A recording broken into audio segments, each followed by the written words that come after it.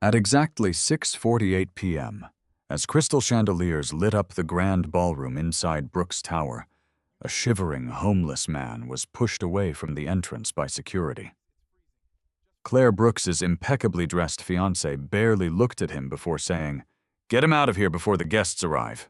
Then a janitor quietly parked her cleaning cart, slipped off her own worn coat, and wrapped it around the stranger's shoulders. Helen Ramos opened a dented blue thermos, poured half a cup of hot coffee, and smiled gently.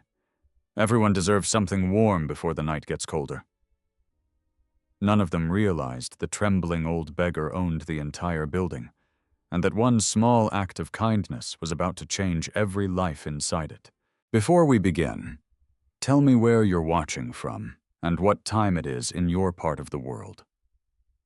If stories about quiet courage and unexpected kindness speak to your heart, I'd love for you to join our growing community by subscribing. Every weekday, Helen Ramos woke up when most of Chicago was already finishing its workday. At exactly 4:30 p.m., the alarm on her 10-year-old flip phone buzzed softly across the wooden nightstand. She never hit snooze.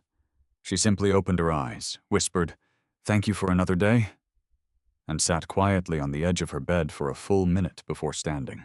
Her apartment occupied the second floor of a brick building on the south side, just a few blocks from St. Matthew's Church. The building had been standing since the early 1950s, and every winter the pipes groaned like tired old men. The windows rattled whenever the elevated train passed nearby. The landlord had promised to replace them for nearly 3 years, but promises were cheaper than repairs. Helen never complained. She folded her blanket, carefully smoothed the wrinkles with both hands, and opened the curtains. Outside, November had already painted the sky a dull gray. Thin flakes of snow drifted between telephone poles while the city lights slowly awakened. The apartment was small enough that she could walk from the bedroom to the kitchen in 8 steps. Her kitchen table held only 3 things every single day: a ceramic coffee mug, a framed photograph, and an old blue thermos with faded paint peeling from its sides. The thermos looked almost worthless. Small dents covered its body. The lid had been replaced years earlier with one that didn't quite match. The handle had cracked and been wrapped neatly with black electrical tape. Yet Helen polished it every Sunday afternoon. She reached for the photograph first. A smiling woman with kind eyes and silver earrings looked back at her. Maria Ramos. 26 years of marriage had been captured inside that single picture. Helen gently touched the frame with her fingertips. "I still have your coffee pot," she whispered, "and I still haven't learned how to make it taste as good as yours." The apartment answered only with silence. 8 years had passed since cancer stole Maria away. The silence never truly left after that. But neither did the warmth. Helen filled the old kettle with water, lit the gas burner, and waited. She never bought expensive coffee beans. The discount grocery store sold a Colombian blend for $6.89 a bag every other Tuesday, and she always bought 2 before the sale ended. As the coffee brewed, its familiar aroma slowly filled the apartment. It reminded her of mornings when Maria would dance barefoot across this same kitchen floor while humming old gospel songs. Maria had believed coffee wasn't meant to wake people up. "It helps," she used to laugh, "but coffee's real job is reminding people they aren't alone." Helen smiled at the memory. Before pouring the fresh coffee into the blue thermos, she filled a small paper cup halfway. Then she poured only half of that paper cup into the sink. She had done this every day for 8 years, not because she was careless, because she wanted to remember. On Maria's final morning at the hospital, the nurse had accidentally filled her cup only halfway. Maria smiled anyway. "Half is enough," she had whispered. "If we still have warmth to share, we're never poor." Those words had quietly become Helen's compass. She sealed the thermos, slipped it into her faded canvas bag, and dressed for work. Her uniform had been washed so many times that the navy fabric had faded toward gray. The embroidered logo on the chest read Brooks Tower Facilities. Her shoes were polished every evening before work, even though nobody noticed. Maria used to say that dignity began where applause ended. Helen still believed that. Outside, the cold wind bit through her gloves as she crossed the parking lot. Waiting beside the curb was her silver 2004 Toyota Camry. Its left fender had a shallow dent. The heater only worked after 15 minutes of driving. The driver's window refused to open in winter. The radio sometimes played only static. Helen loved it anyway. She rested one hand gently on the steering wheel before starting the engine. "Come on, old girl." The engine coughed twice before finally coming alive. "That's my girl?" Traffic toward downtown Chicago was already thick. Luxury SUVs surrounded her aging sedan. People hurried from meeting to meeting, phone pressed against one ear, coffee balanced in the other hand. Helen never rushed. She left home early enough to arrive 30 minutes before every shift. Being early meant she could drink her own coffee before work began. Being early also meant she usually met someone who needed the other half. At 5:18 p.m., she stopped beside the same traffic light where she had paused almost every weekday for years. A middle-aged crossing guard named Mr. Lewis stood bundled beneath two oversized coats. Helen lowered her passenger side window just enough. "Cold evening." Mr. Lewis laughed. "Colder than yesterday." Helen opened the thermos. Steam curled into the air. She filled half a paper cup. No sugar. "You remembered." I always remember." He accepted the coffee with both hands. "You're going to spoil me." Helen chuckled. "Not possible." The light turned green. Mr. Lewis waved. "See you tomorrow, Miss Ramos." "If God allows." The conversation lasted less than 30 seconds. It had happened nearly every workday for almost 5 years. Neither of them ever spoke about it. Neither of them needed to. By 5:42 p.m., Brooks Tower stood before her. 42 stories of steel and glass reflected the fading evening sky. Executives hurried through revolving doors carrying leather briefcases worth more than Helen's monthly rent. Most never noticed the people polishing the marble beneath their feet. Helen parked in the employee lot behind the building. She greeted every security officer by name, every maintenance worker, every dishwasher in the cafeteria, every delivery driver. People often wondered how she remembered everyone. The answer was simple. She believed remembering someone's name was another way of saying, "You matter." Inside the maintenance office, Samuel Ortiz was pinning schedules onto the bulletin board. "Helen? Evening, Sam. Big night tomorrow. I heard. The chairman's daughter's engagement party." Helen nodded while hanging her coat inside her locker. "I suppose we'll all be polishing fingerprints twice as fast." Samuel laughed. "You already know." He handed her a clipboard. 38th floor tonight? "The ballroom. Final inspection before decorators move in." Helen smiled. "It'll be beautiful." "It always is." Before leaving the maintenance room, she opened the blue thermos again. Grace Miller, the youngest cleaner on the evening crew, was rubbing her hands together near the lockers. Her thin jacket wasn't made for Chicago winters. Helen noticed immediately. "You eat yet?" Grace hesitated. "I skipped lunch." Helen nodded without asking another question. She poured half a cup. "Drink while it's hot." Grace accepted it carefully. "I'll pay you back." Helen shook her head. "No." "I insist." Helen smiled, the same gentle smile she offered everyone. "Just promise me something." "What?" "When somebody else is cold someday." Grace looked down at the warm cup between her hands. "Share yours." For a long moment, neither woman spoke. Steam drifted upward between them. Grace finally whispered, "I promise." Helen simply picked up her mop bucket and cleaning cart. As she pushed the cart toward the elevator, the old blue thermos rested quietly inside the basket beside fresh towels and bottles of glass cleaner. It was only a worn-out container to anyone else. To Helen, it carried something much larger than coffee. It carried a promise she had refused to let die. And tomorrow evening, without realizing it, that same promise would place her in front of the most important choice of her life. On the opposite side of Chicago, 12 miles away from Helen's modest apartment, another alarm sounded at exactly 5:00 a.m. Unlike Helen's aging flip phone, this one came from an imported German clock sitting on a handcrafted walnut bedside table. Jonathan Brooks had been awake for almost an hour before it rang. Sleep had become something he negotiated with instead of something he enjoyed.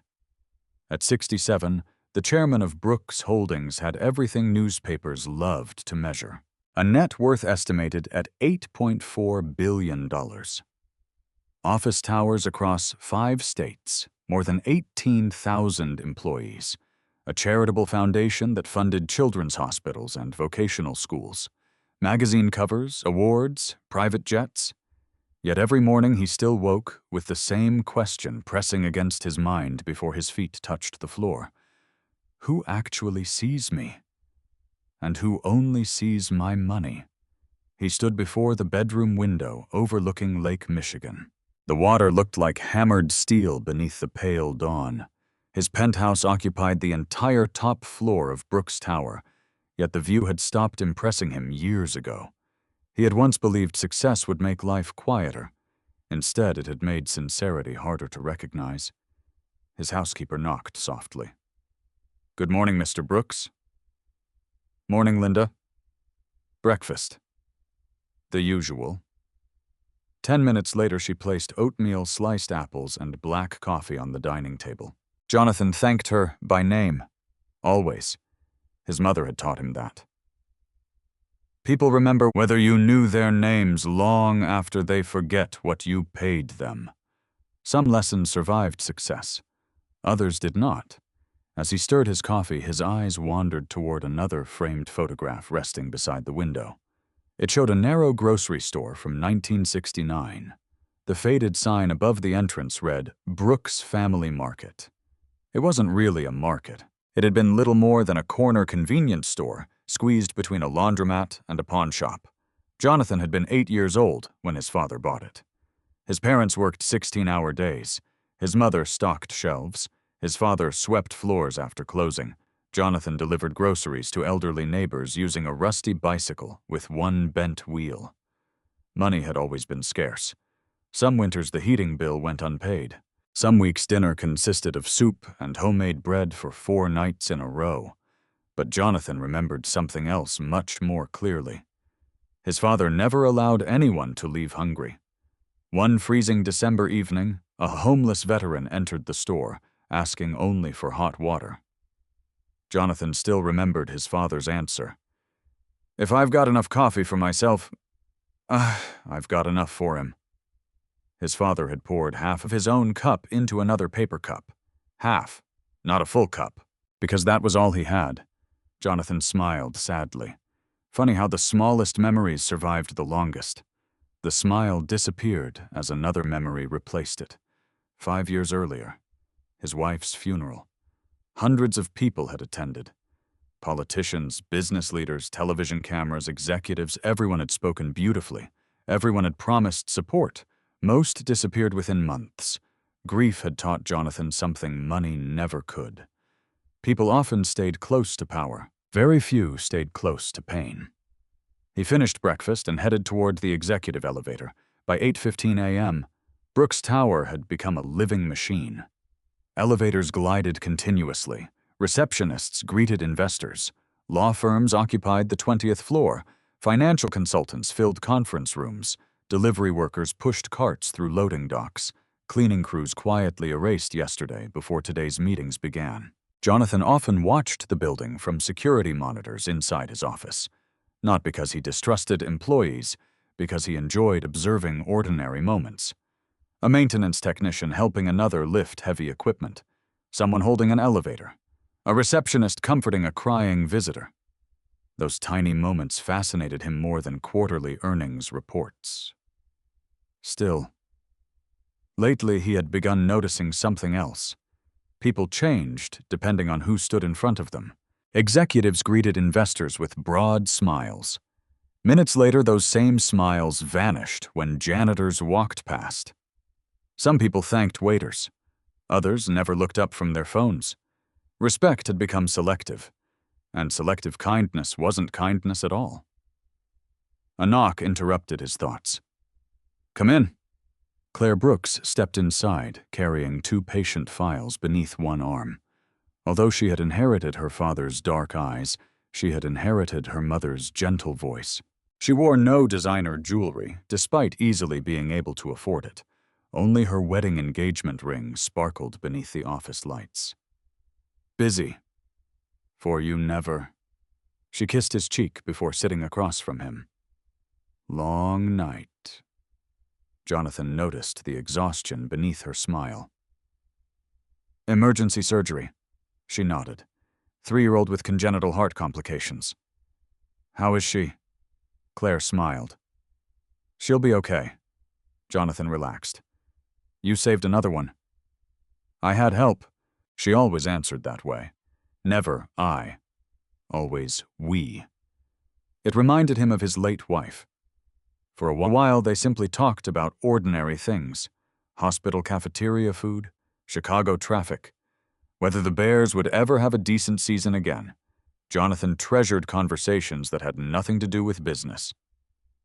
Eventually, Claire glanced at the invitation resting on his desk. "You still haven't told me your speech."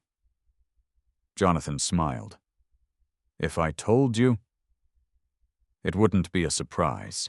You've been acting mysterious all week." "I've earned that right," she laughed. "You definitely have."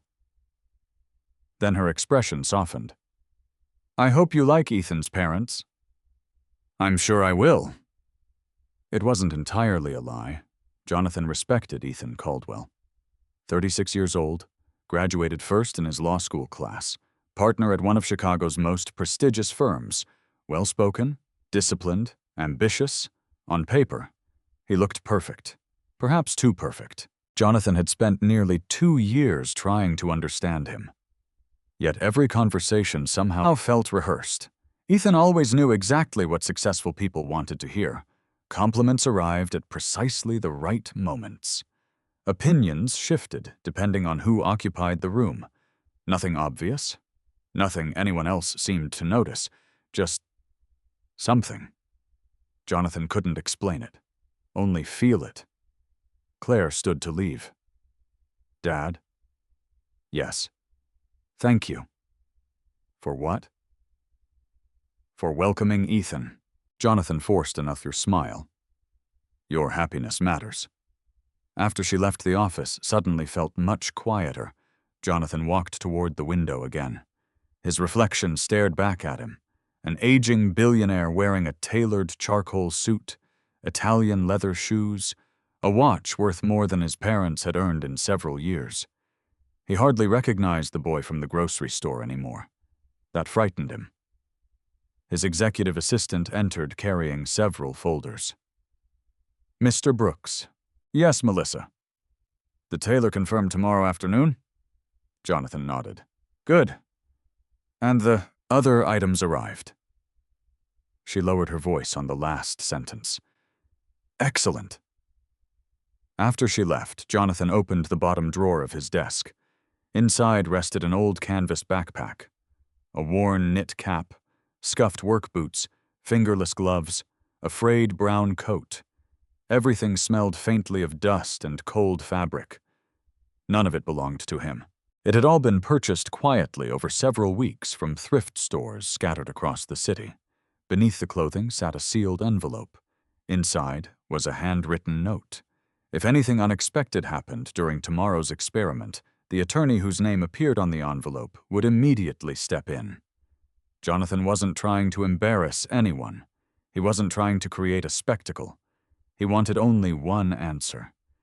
If someone believed a person had absolutely nothing to offer, how would they treat them not in a boardroom, not during an interview, not when cameras were watching?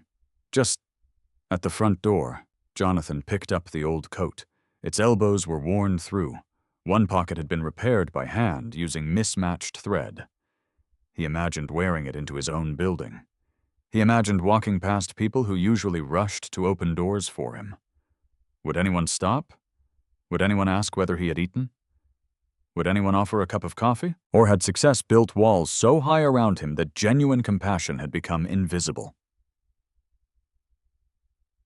Outside his office window, employees crossed the plaza beneath drifting snow. Most looked straight ahead. A few held doors for strangers.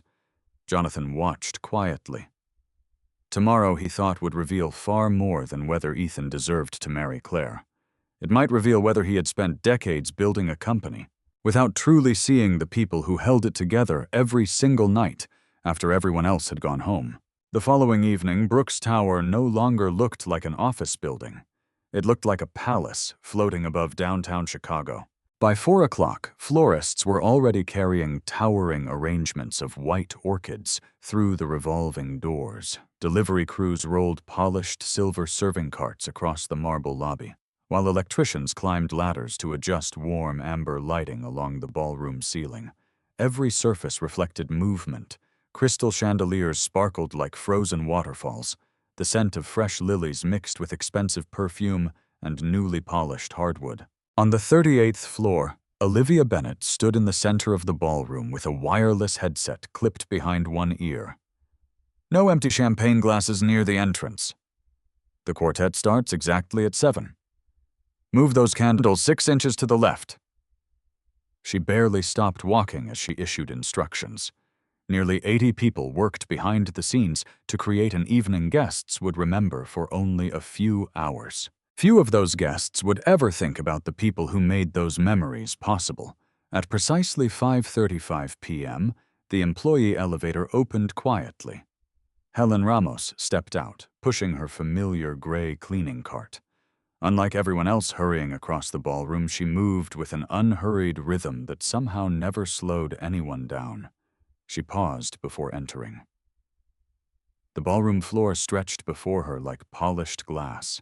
Large windows overlooked the Chicago skyline, where the last light of day painted the buildings bronze and gold. Helen smiled softly. It really is beautiful. Not because of the expensive decorations, because she imagined how excited Claire Brooks must be. Helen had met Claire only a handful of times over the years.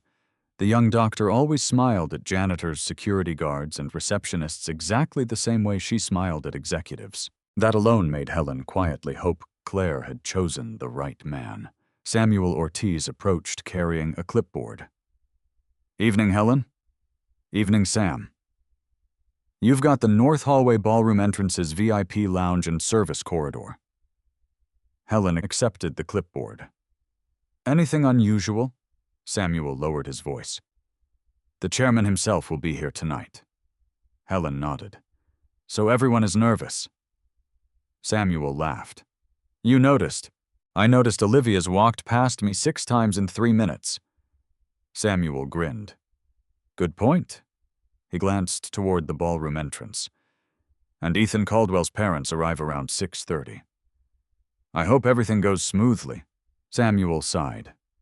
So do I.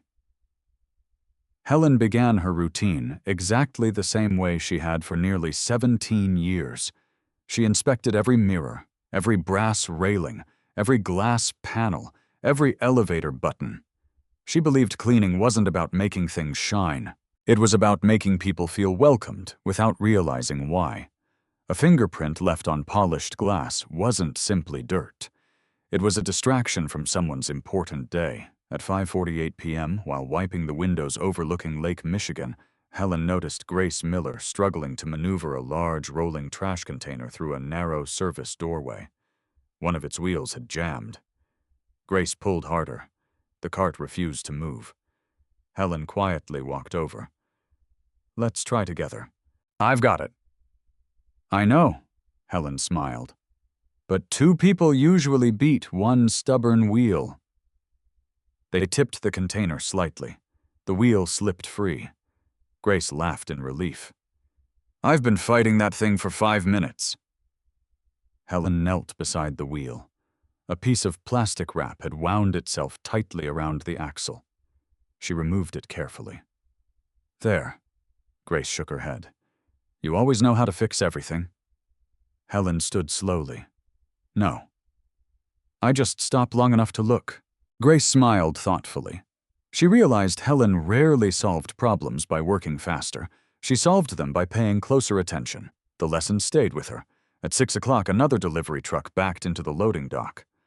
A young driver climbed out wearing only a lightweight sweatshirt, despite the freezing temperature. His cheeks were bright red from the wind.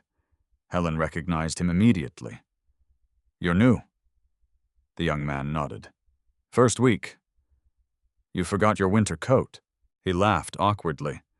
I moved here from Texas. Ah. Didn't expect Chicago to feel like this. Helen opened her canvas bag.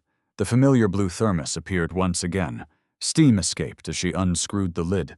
She poured exactly half a paper cup. Here. The driver blinked. Oh, I couldn't. You can. It's your coffee. Helen smiled.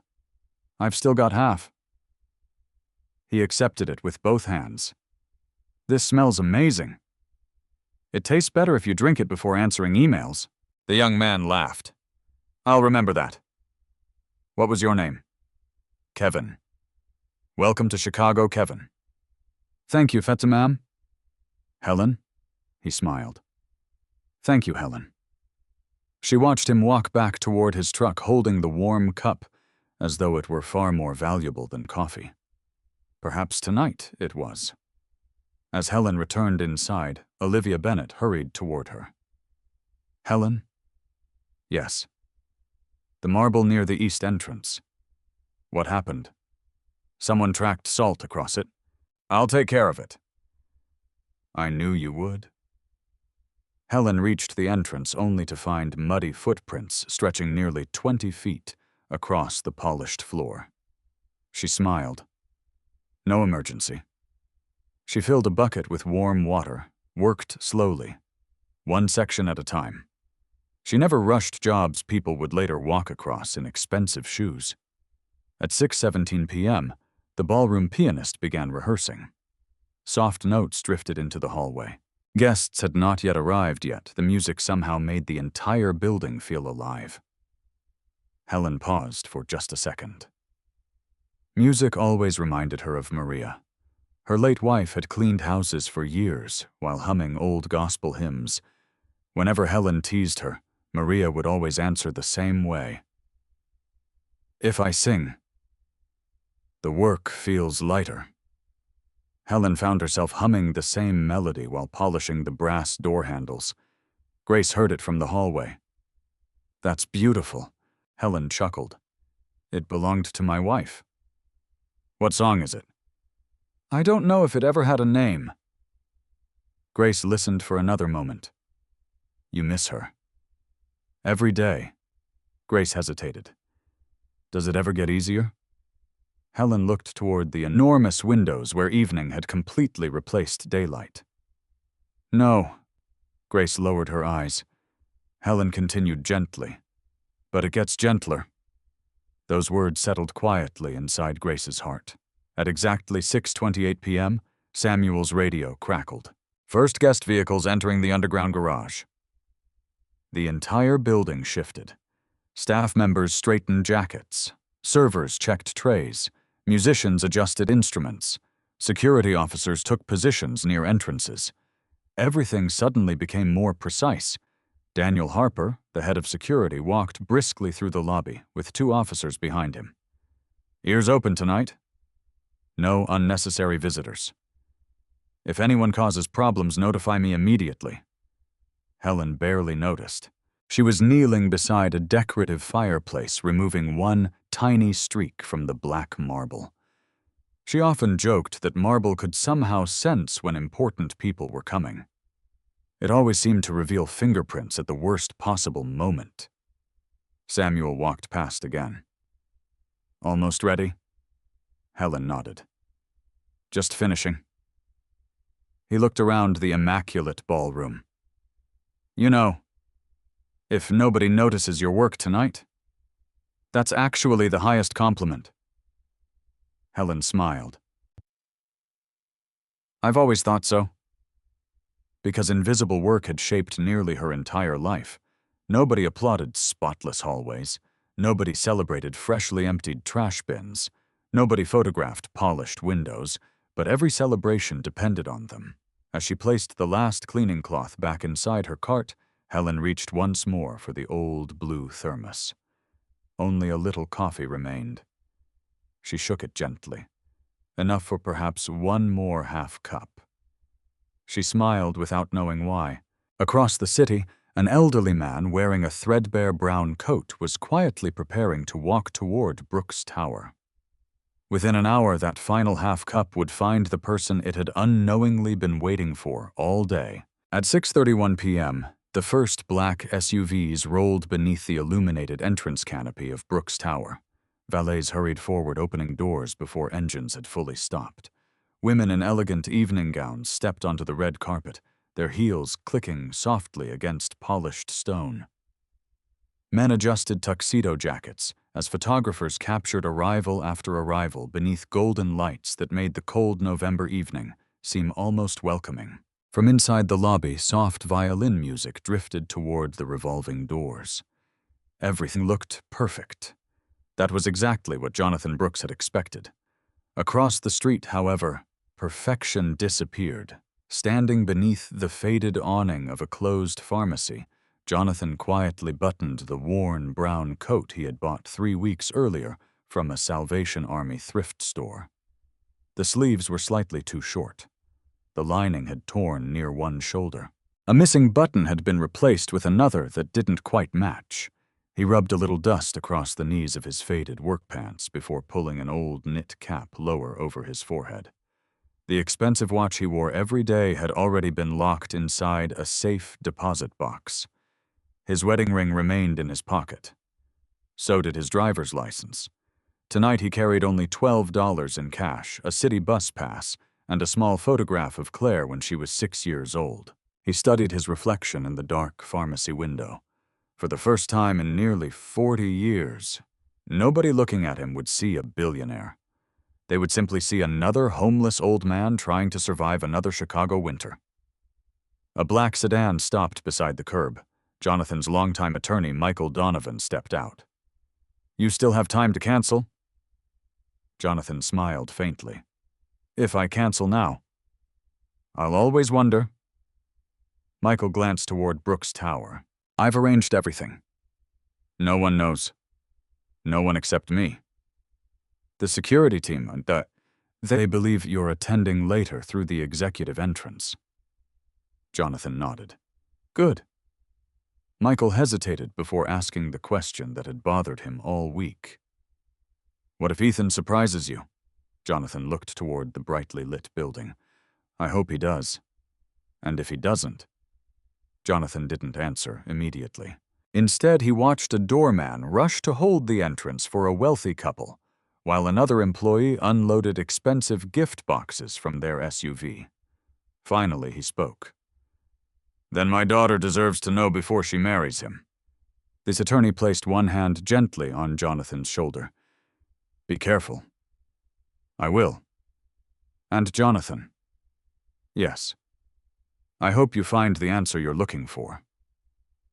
Jonathan smiled sadly. "So do I." Michael drove away. Jonathan remained alone beneath the falling snow. For a brief moment, memories returned with surprising clarity. His father, standing outside their tiny grocery store, offering half a sandwich to a stranger. His mother sewing patches onto old winter coats instead of buying new ones. No one in his family had ever been wealthy, yet somehow they had never behaved as though kindness were something too expensive to afford. Jonathan inhaled deeply, then crossed the street. At 6:43 p.m., he approached the front entrance of his own building. The revolving doors reflected hundreds of warm lights. He slowed his pace deliberately. His shoulders curved forward. His steps became uncertain. He lowered his eyes, not acting, remembering what poverty had once felt like. Inside the lobby, Daniel Harper noticed him almost immediately. Years of security work had trained him to identify anything unusual within seconds. An elderly man, old clothes, Unsteady walk. No invitation, no visible destination. Daniel approached politely but firmly. "Good evening, sir." Jonathan lifted tired eyes. "Evening. Can I help you?" "I was hoping." Jonathan let his voice tremble naturally. "To get warm for a few minutes." Daniel glanced toward the arriving guests. "I'm sorry. This is a private event." "I understand. I won't bother anybody. I just need somewhere out of the wind." Daniel's expression softened for only a second before professionalism returned. "I can't allow unauthorized visitors inside." Jonathan nodded slowly. "I figured." He took one step backward, not arguing, not pleading, just quietly accepting the answer. Daniel almost looked uncomfortable. "I'm sorry," Jonathan offered a small smile. "No need. You're doing your job." Daniel watched the old man shuffle toward a stone bench near the entrance. Snowflakes gathered across the shoulders of the worn brown coat. Inside the lobby, guests continued arriving. Most never noticed him. Those who did quickly looked away. A woman carrying a diamond-studded evening purse instinctively pulled it closer as she walked past. A businessman frowned before whispering something that made his companion laugh quietly. A young couple simply stepped around the old man as though avoiding a puddle. Jonathan observed every face. Not with anger, with sadness. At 6:47 p.m., another limousine stopped beneath the canopy. The driver hurried to open the rear passenger door. Ethan Caldwell stepped out wearing a perfectly tailored midnight blue tuxedo. His polished shoes reflected the entrance lights. He adjusted his cufflinks before smiling confidently toward several arriving guests. "Evening. Good to see you. Glad you made it." He shook hands, accepted congratulations. Everything about him projected effortless confidence. Then his eyes drifted toward the stone bench, toward the old man.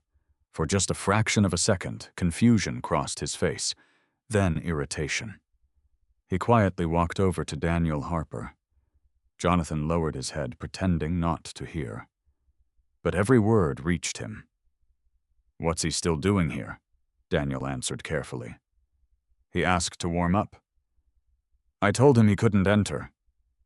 Ethan frowned. "Guests are arriving." "I know. This isn't the image we need tonight." Daniel shifted uneasily. "I'll ask him to move farther away." "No." Ethan glanced toward the entrance where photographers had begun taking pictures. "Have security remove him from the property." Daniel hesitated. "He isn't causing trouble." "I didn't say he was. But this is an engagement party. There'll be media. If reporters see a homeless man sitting outside the entrance, that's what people will remember." Jonathan remained perfectly still. Each word landed heavier than the last, not because they hurt, because they answered questions Jonathan hadn't wanted answered. Daniel spoke quietly. "It's below freezing." Ethan sighed impatiently. "There are shelters. This isn't one of them. I don't want guests feeling uncomfortable." Daniel looked toward the old man once more, then back at Ethan. "I can ask him politely." "Please do. And make sure he's gone before Claire arrives." Ethan turned away without another glance. Within seconds, he was smiling again as another couple approached to congratulate him. Jonathan watched the transformation carefully. The warmth in Ethan's smile had returned instantly. Only now. Jonathan knew exactly what determined when that warmth appeared. Daniel walked toward the bench slowly. Before he could speak, however, another elevator opened inside the lobby. The familiar squeak of a rolling cleaning cart echoed softly across the marble floor. Helen Ramos emerged from the service corridor carrying a bucket of freshly folded microfiber towels. She noticed Daniel standing near the entrance. She noticed the elderly man sitting alone in the cold. She noticed the snow gathering across his shoulders. And without hearing a single word that had just been spoken, she instinctively understood something wasn't right. Still several yards away, Helen quietly watched as Daniel hesitated between following orders and following his conscience. She couldn't yet hear what either man was saying, but she recognized the expression on the old stranger's face. It was the same expression Maria had once worn after chemotherapy treatments, the expression of someone trying very hard not to become someone else's burden. Helen gently tightened her grip around the handle of her cleaning cart. Inside the basket, beside neatly folded towels and bottles of glass cleaner, rested the old blue thermos, still warm, still holding exactly half a cup of coffee. Daniel Harper stopped only a few feet from the stone bench. Snow continued drifting through the light, spilling from the entrance canopy, settling across Jonathan Brooks's threadbare coat. The old man looked smaller than he had only minutes earlier, his shoulders slightly hunched against the wind. Daniel cleared his throat. "Sir." Jonathan looked up with tired eyes. "Yes." "I'm afraid I'll have to ask you to leave the property." Jonathan nodded slowly. "I understand." He placed both hands on the bench and carefully pushed himself to his feet, moving with the stiffness of an aging man whose joints had spent too many winters in the cold. "I'm sorry to trouble anyone." Daniel hesitated. "You didn't." "I'm just following instructions." Jonathan gave him a faint smile. "I know." There was no bitterness in his voice, only quiet acceptance. Daniel felt unexpectedly uncomfortable. During his 20 years in security, angry confrontations were easy. People shouted, they argued, they threatened lawsuits. This old man did none of those things. He simply accepted rejection as though it had become familiar. Just as Jonathan turned toward the sidewalk, another voice interrupted. "Excuse me?" Both men looked around. Helen Ramos had left her cleaning cart just inside the lobby doors. She walked toward them carrying the old blue thermos in one hand. Her Navy maintenance uniform contrasted sharply with the elegant evening gowns now filling the entrance behind her. Daniel sighed softly. "Helen?" She smiled gently. "May I ask something?" Daniel already knew what was coming. Has he done anything wrong?" Daniel glanced toward the lobby. "No." "Has he threatened anyone?" "No." "Broken anything?" "No." Helen looked at the elderly stranger. His cheeks had become almost purple from the cold. Tiny snowflakes clung to his eyebrows. She turned back toward Daniel. "Then perhaps he just needs a warm drink." Daniel lowered his voice. "You don't understand. I have orders." Helen nodded. "I know." She never challenged that. She had worked in large buildings long enough to understand rules existed for reasons. Instead, she stepped toward Jonathan. "You look cold?" Jonathan answered quietly. "It'll pass." Helen unscrewed the blue thermos. Immediately, fragrant steam drifted upward into the freezing air. She reached into her cleaning cart for a paper cup. The same cup she always carried. The same careful motion she had repeated hundreds of times over the years. She poured exactly half a cup. Not full. Half. Jonathan watched every movement. His heartbeat slowed. Somewhere deep inside him, a memory stirred. His father. Standing behind an old grocery store counter. Pouring half his own coffee into another cup, Helen extended the paper cup toward him. "Please." Jonathan looked at it for a moment. "I don't have any money." Helen blinked, almost surprised by the answer. "Oh. I wasn't selling it." A tiny smile appeared on Jonathan's face. She smiled back. "Everyone deserves something warm before the night gets colder." The words landed like an echo traveling across 50 years. Jonathan accepted the cup with trembling hands. Its warmth spread immediately through his frozen fingers. For several seconds, neither of them spoke. Daniel stood quietly beside them. Guests continued entering the building. Most walked around the small group without stopping. Some glanced briefly before looking away. Inside the lobby, Ethan Caldwell noticed the scene almost immediately. His jaw tightened. What now? He walked toward the entrance with quick, controlled steps. Olivia Bennett noticed him passing. Ethan. I'll be right back. As he reached the doors, he saw Helen standing beside the homeless stranger, saw the paper cup, saw the old thermos. His irritation immediately returned. Helen. She turned politely. Mr. Caldwell? What are you doing? I was offering him coffee. Ethan looked toward Daniel. I thought I asked security to remove him. Daniel answered carefully. I was. Helen quietly added, he was leaving. Ethan looked directly at Jonathan. I'm sorry, sir. There are shelters nearby. You can't remain here. Jonathan nodded. I understand. He took one small sip from the cup. The coffee wasn't expensive.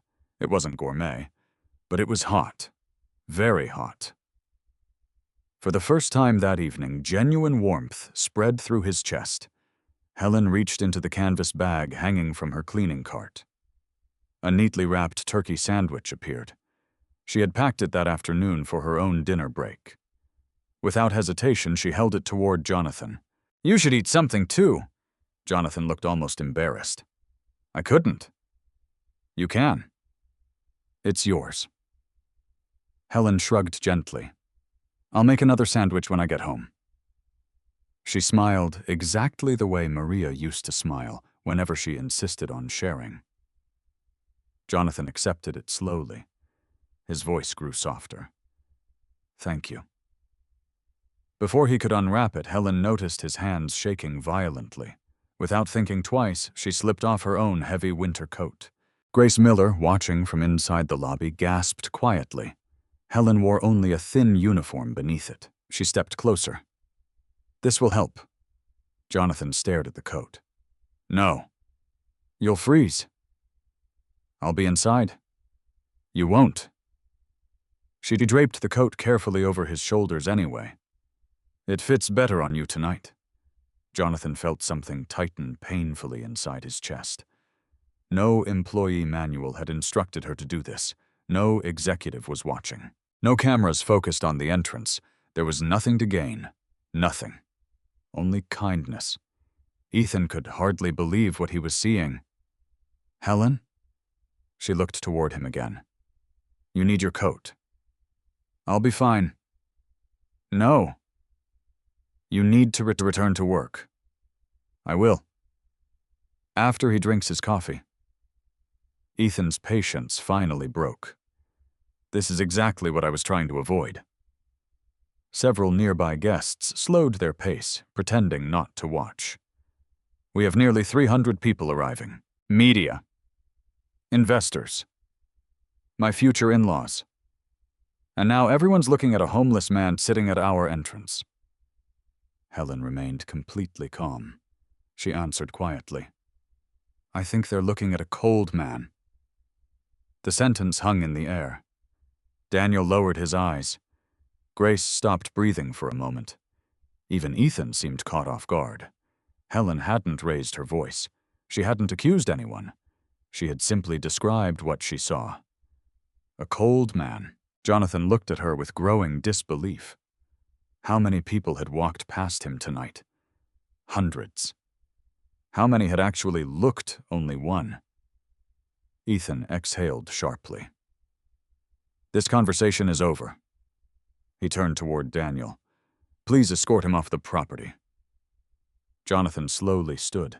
He folded Helen's coat carefully across one arm. I've already caused enough trouble. He handed the coat back. Helen didn't take it. You keep it. I insist. You'll need it more. Jonathan shook his head. And you'll need it tomorrow. She smiled. I own sweaters. He laughed quietly for the first time that evening. So stubborn. My wife used to say that. Jonathan looked at her. Your wife? Helen nodded. She passed away. I'm sorry. So am I. But she taught me something. Jonathan waited. Helen glanced toward the steaming cup still resting in his hands. If we still have warmth to share. We're never poor. Jonathan felt his throat tighten. The words. Almost identical. Different enough to belong to another person. Close enough to sound like home. He could barely speak. She sounds like she was extraordinary. Helen smiled toward the evening sky. She was. Behind them, violin music floated out from the ballroom as guests applauded the arrival of another VIP. Inside, crystal glasses sparkled beneath chandeliers. Outside, an elderly stranger held half a cup of coffee as though it were priceless. Jonathan looked down at the old blue thermos. Its paint had faded. Its handle had been repaired with black tape. It was worth almost nothing. Yet at that moment, it held more generosity than many fortunes he had spent a lifetime building. He silently made himself one promise. Before this night ended, he would discover everything he could about the quiet janitor who had given away her dinner, her coffee, and even her coat, to a man everyone else believed had nothing to offer. Jonathan Brooks slowly walked away from the entrance, the old brown coat now covered by Helen's heavier winter jacket. He could still feel the warmth of the coffee lingering in his hands, not because the paper cup retained much heat, because someone had chosen to share it. He reached the corner of the plaza before quietly stopping beneath a leafless maple tree. From there, he could still see the brightly lit entrance of Brooks Tower without attracting attention. He had intended to leave. Instead, he found himself unable to. He wanted to watch, not the guests, not the decorations, the people. For the first time in years, he was observing his own company without anyone performing for the chairman. Inside the lobby, Helen quietly returned to her cleaning cart. Grace hurried toward her. Helen, you gave away your coat. Helen smiled. I noticed. Grace looked genuinely worried. What are you going to wear when you go home? Helen shrugged. I've still got my sweater. It's below freezing. I'll survive. Grace stared at her mentor. You always do things like that. Helen picked up a clean microfiber cloth. What things? You keep giving your food away. Your coffee. Now your coat. Helen laughed softly. I don't keep giving them away. Grace frowned. What do you mean? Helen resumed wiping fingerprints from a brass handrail. I simply lend them to the people who need them most. Grace smiled despite herself. You always have an answer. Helen shook her head. No. Maria did. The conversation ended as Olivia Bennett approached. Helen? Yes.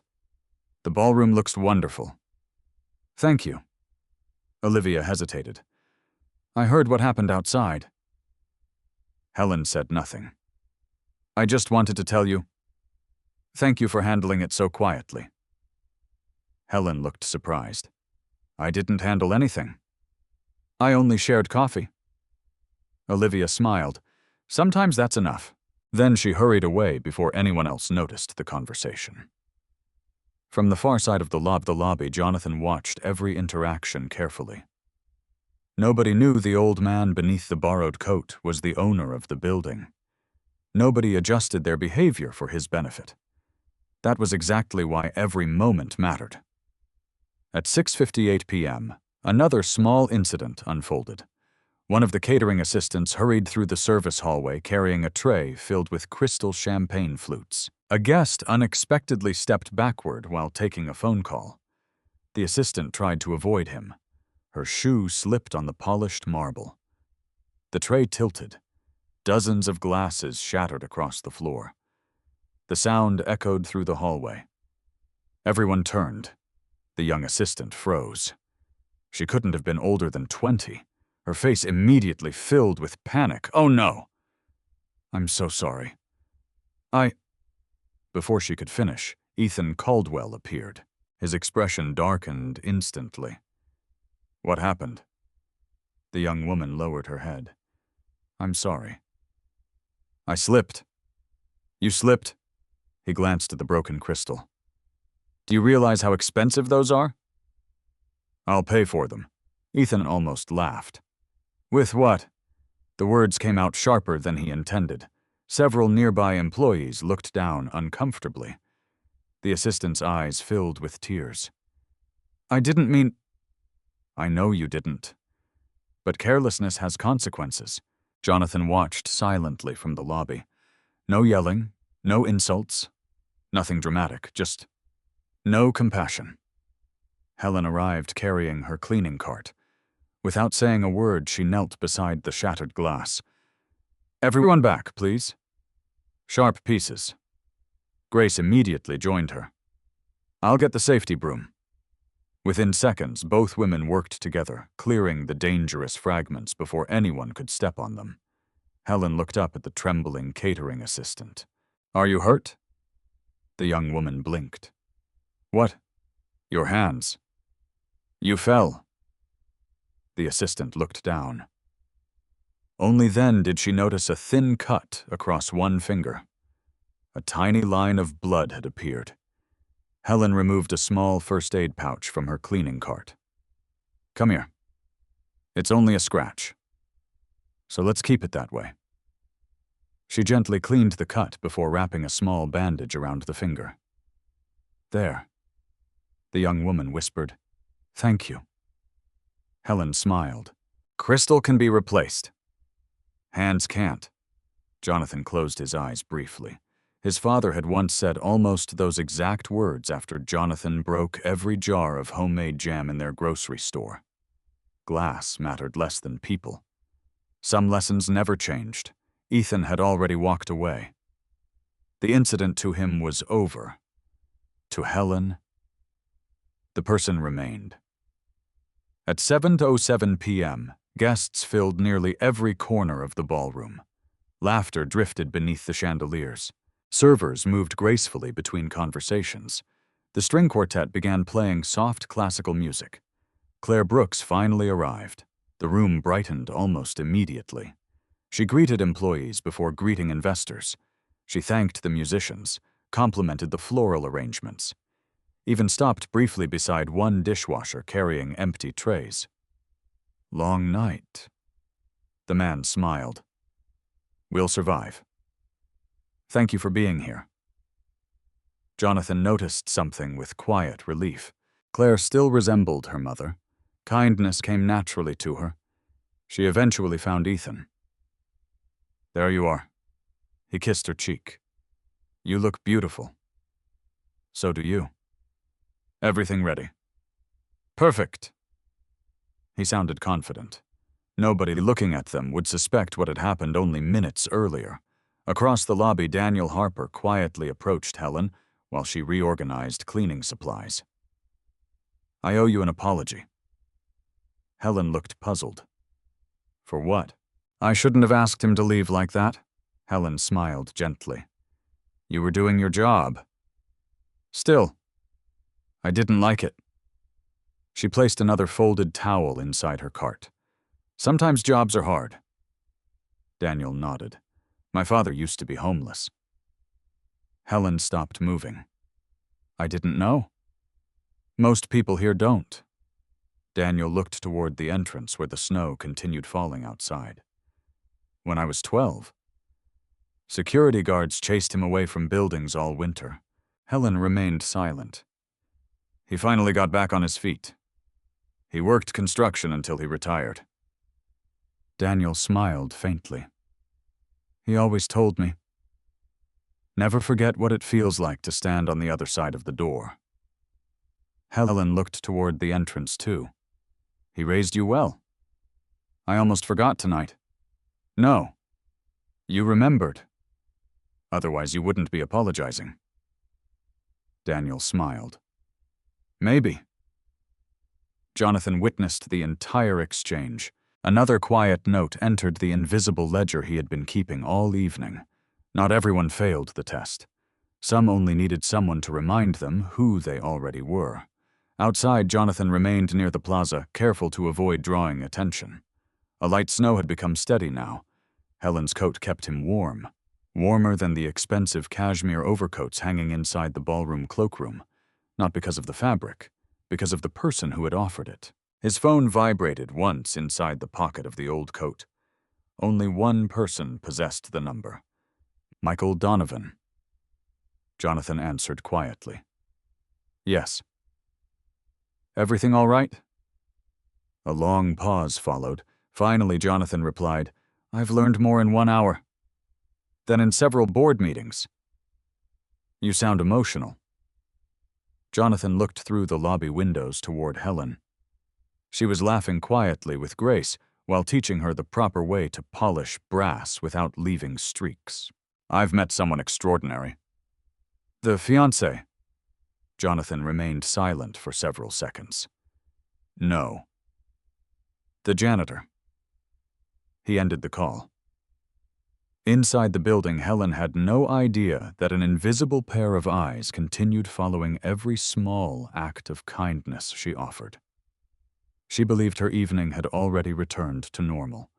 She had cleaned spilled glass, bandaged a stranger's finger, finished polishing the entrance, shared the last of her coffee, given away her coat. Nothing about those actions felt unusual to her. She simply called it Tuesday. Jonathan, however, knew he had only seen the beginning. If Helen's compassion was genuine, it wouldn't stop at 1 cup of coffee. It would appear again, and again. He decided he would stay close enough to witness every moment, because somewhere inside him an old boy from a tiny grocery store had begun recognizing something he feared the billionaire had nearly forgotten. Real wealth was easiest to see in people who had almost nothing to spare. The ballroom applause echoed through Brooks Tower just after 7:30 p.m. Inside, crystal glasses rose in celebration as guests congratulated Claire Brooks and Ethan Caldwell. Laughter blended with music, and photographers moved from table to table, capturing polished smiles beneath glittering chandeliers. Outside, Jonathan Brooks quietly crossed the plaza and disappeared into the shadows beside the employee parking garage. He was no longer interested in the speeches. The answers he wanted were somewhere else. He removed Helen's coat only long enough to fold it neatly over one arm. He intended to return it before the night ended. Not through an assistant, not through security, personally. A vibration came from the prepaid phone hidden inside his pocket. One text message, Michael Donovan. Everything under control. Jonathan typed only 4 words. Keep watching. Don't interfere. He slipped the phone away and moved toward the rear service entrance of Brooks Tower. Years earlier, he had insisted that every building the company owned include security cameras covering employee entrances as carefully as executive entrances. Respect begins where nobody important is looking, he had told his architects. Tonight he wanted to discover whether his own belief had survived inside the company. The rear service entrance looked nothing like the grand front lobby. Concrete walls, metal lockers, loading docks, rolling carts, stacks of cardboard waiting for recycling. No marble, no orchestra, no photographers, only work. Jonathan quietly entered through a side gate that remained unlocked for delivery trucks. Nobody paid attention to an elderly man carrying a borrowed coat. Everyone was busy. He found an empty maintenance corridor where an old security monitor displayed several camera feeds from throughout the building. One screen showed the ballroom, another covered the loading dock, a third overlooked the employee cafeteria. He watched silently. At 7:42 p.m., Helen finally pushed her cleaning cart into the employee break room. The room was almost empty. Only Grace sat at one of the plastic tables eating instant noodles. Grace looked up immediately. Helen? You still haven't eaten? Helen laughed. I was just thinking the same thing.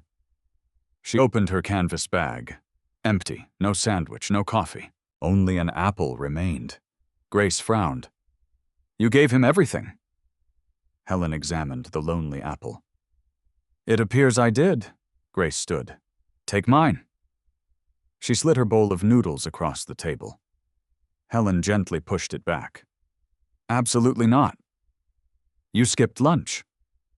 So did you. I'll survive. Grace folded her arms stubbornly. So will I. For several seconds, neither woman moved. Finally, Helen smiled. Then let's compromise. She picked up the apple. You eat half?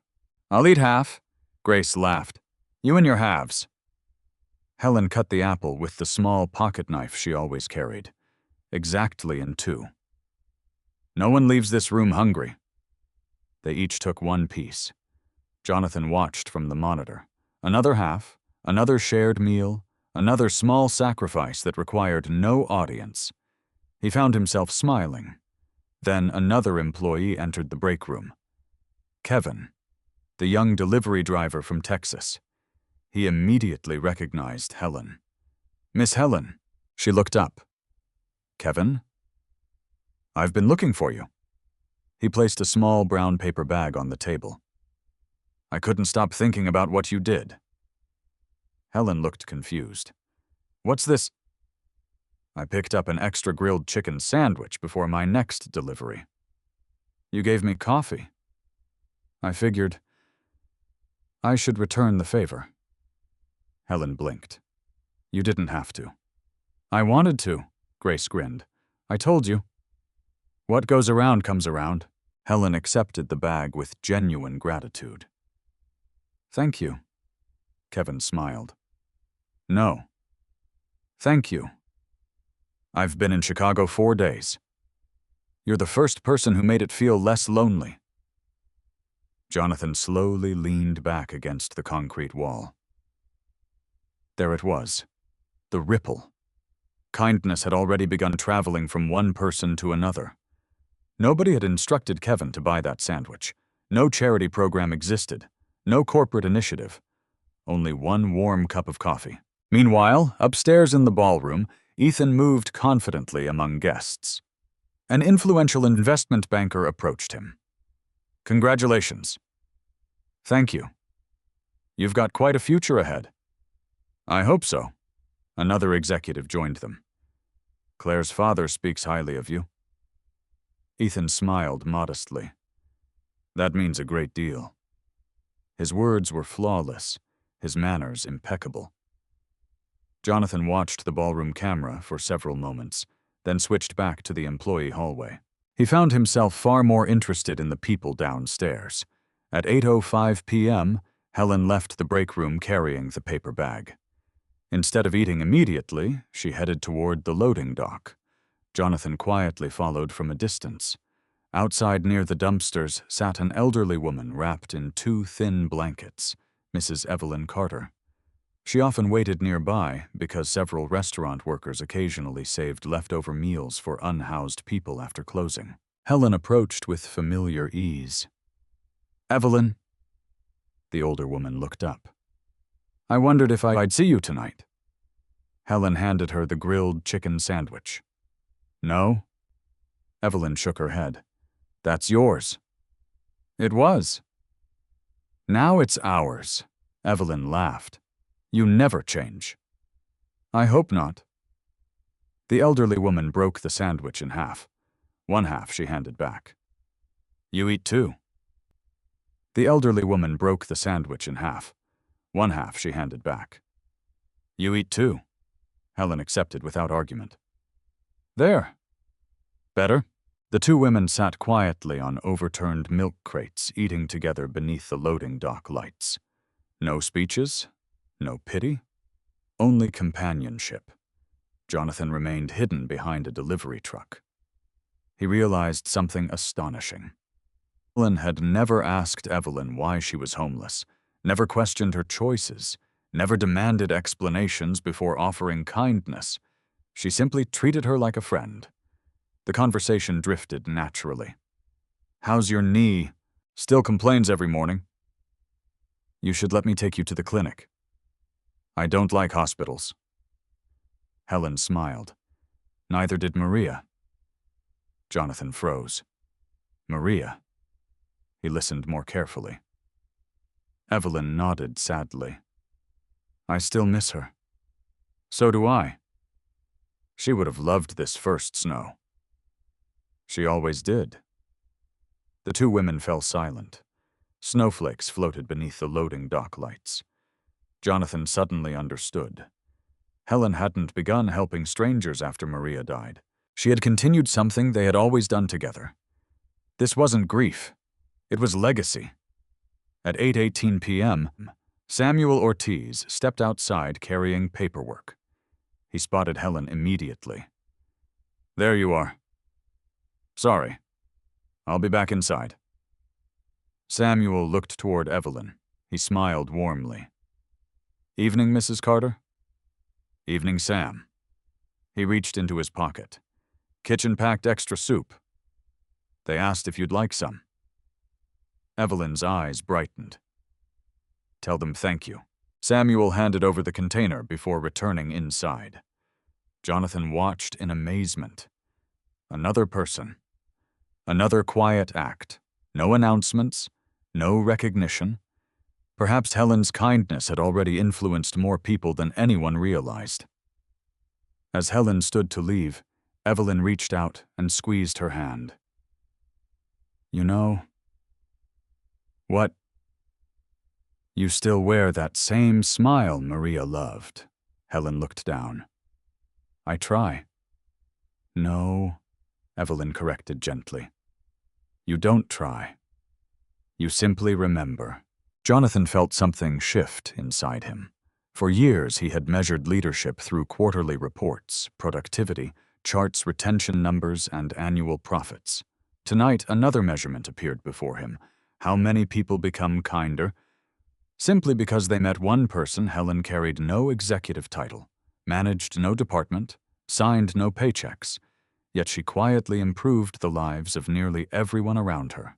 Grace, Kevin, Samuel, Evelyn, even Daniel. Perhaps leadership had never belonged exclusively to corner offices. Perhaps the strongest leaders pushed cleaning carts. Jonathan looked once more toward Helen as she disappeared back inside the building. He had planned this disguise to evaluate Ethan Caldwell. Instead, it had uncovered someone he had overlooked for 17 years, a janitor whose influence reached farther than many vice presidents. Standing alone beneath the falling snow, Jonathan made another silent decision. Tomorrow's revelation would not end with exposing Ethan. It would begin with finally seeing the woman his company should have recognized long ago. At exactly 8:30 p.m., the lights inside the grand ballroom dimmed. Conversations gradually softened as a spotlight illuminated the small stage overlooking the Chicago skyline. The string quartet transitioned into a slower melody while waiters quietly stepped away from the center of the room. Olivia Bennett lifted a microphone. Ladies and gentlemen, thank you for joining us to celebrate the engagement of Claire Brooks and Ethan Caldwell. Applause rolled through the ballroom. Claire reached for Ethan's hand. He smiled confidently, squeezing hers just enough for nearby cameras to capture the perfect photograph. Across the room, executives raised champagne glasses. Investors whispered congratulations. Members of Chicago's social elite admired the spectacular decorations. Everything looked exactly like the society pages would describe the next morning. Elegant, refined, perfect. Only one chair remained empty. Jonathan Brooks's. Several guests quietly assumed he was making a dramatic entrance. Only Michael Donovan knew the truth. Standing near the rear wall of the ballroom, Michael glanced discreetly toward his watch. Jonathan had promised he would return before the speeches. Instead, nearly 2 hours had passed. Outside the ballroom, hidden in an unused service corridor, Jonathan removed Helen's borrowed coat, only long enough to brush a few snowflakes from its shoulders. He folded it carefully, not because it was expensive, because it mattered. He had spent the last hour quietly observing employees from places they never imagined the chairman would stand. He had seen a dishwasher help another worker finish early so she could catch the last train home. He had watched Grace secretly leave a package of pain medicine inside an elderly maintenance worker's locker after hearing him complain about arthritis. He had noticed Samuel thanking every member of the cleaning crew by name before they returned to work. None of these moments would ever appear in an annual report. Yet somehow, they felt like the company's greatest achievements. Jonathan finally turned toward the executive elevator. It was time. Not yet to reveal himself, but to watch one final scene. Inside the ballroom, Claire leaned toward Ethan. "Have you seen Dad?" Ethan forced an easy smile. "He'll be here." "What? He never misses anything important." Claire nodded. "I know." Still, she couldn't hide a trace of concern. She had called him twice. Both calls had gone unanswered. Olivia approached them quietly. "We're delaying the chairman's speech another 10 minutes. Claire sighed. "Thank you." Across the room, Ethan's parents exchanged uncertain glances. Several board members had begun checking their watches. Journalists whispered among themselves. Where was Jonathan Brooks? At 8:42 p.m., the executive elevator doors opened. Everyone instinctively turned. A sharply dressed, elderly gentleman stepped out, perfectly tailored charcoal tuxedo, silver tie, polished shoes, calm expression. Jonathan Brooks had returned.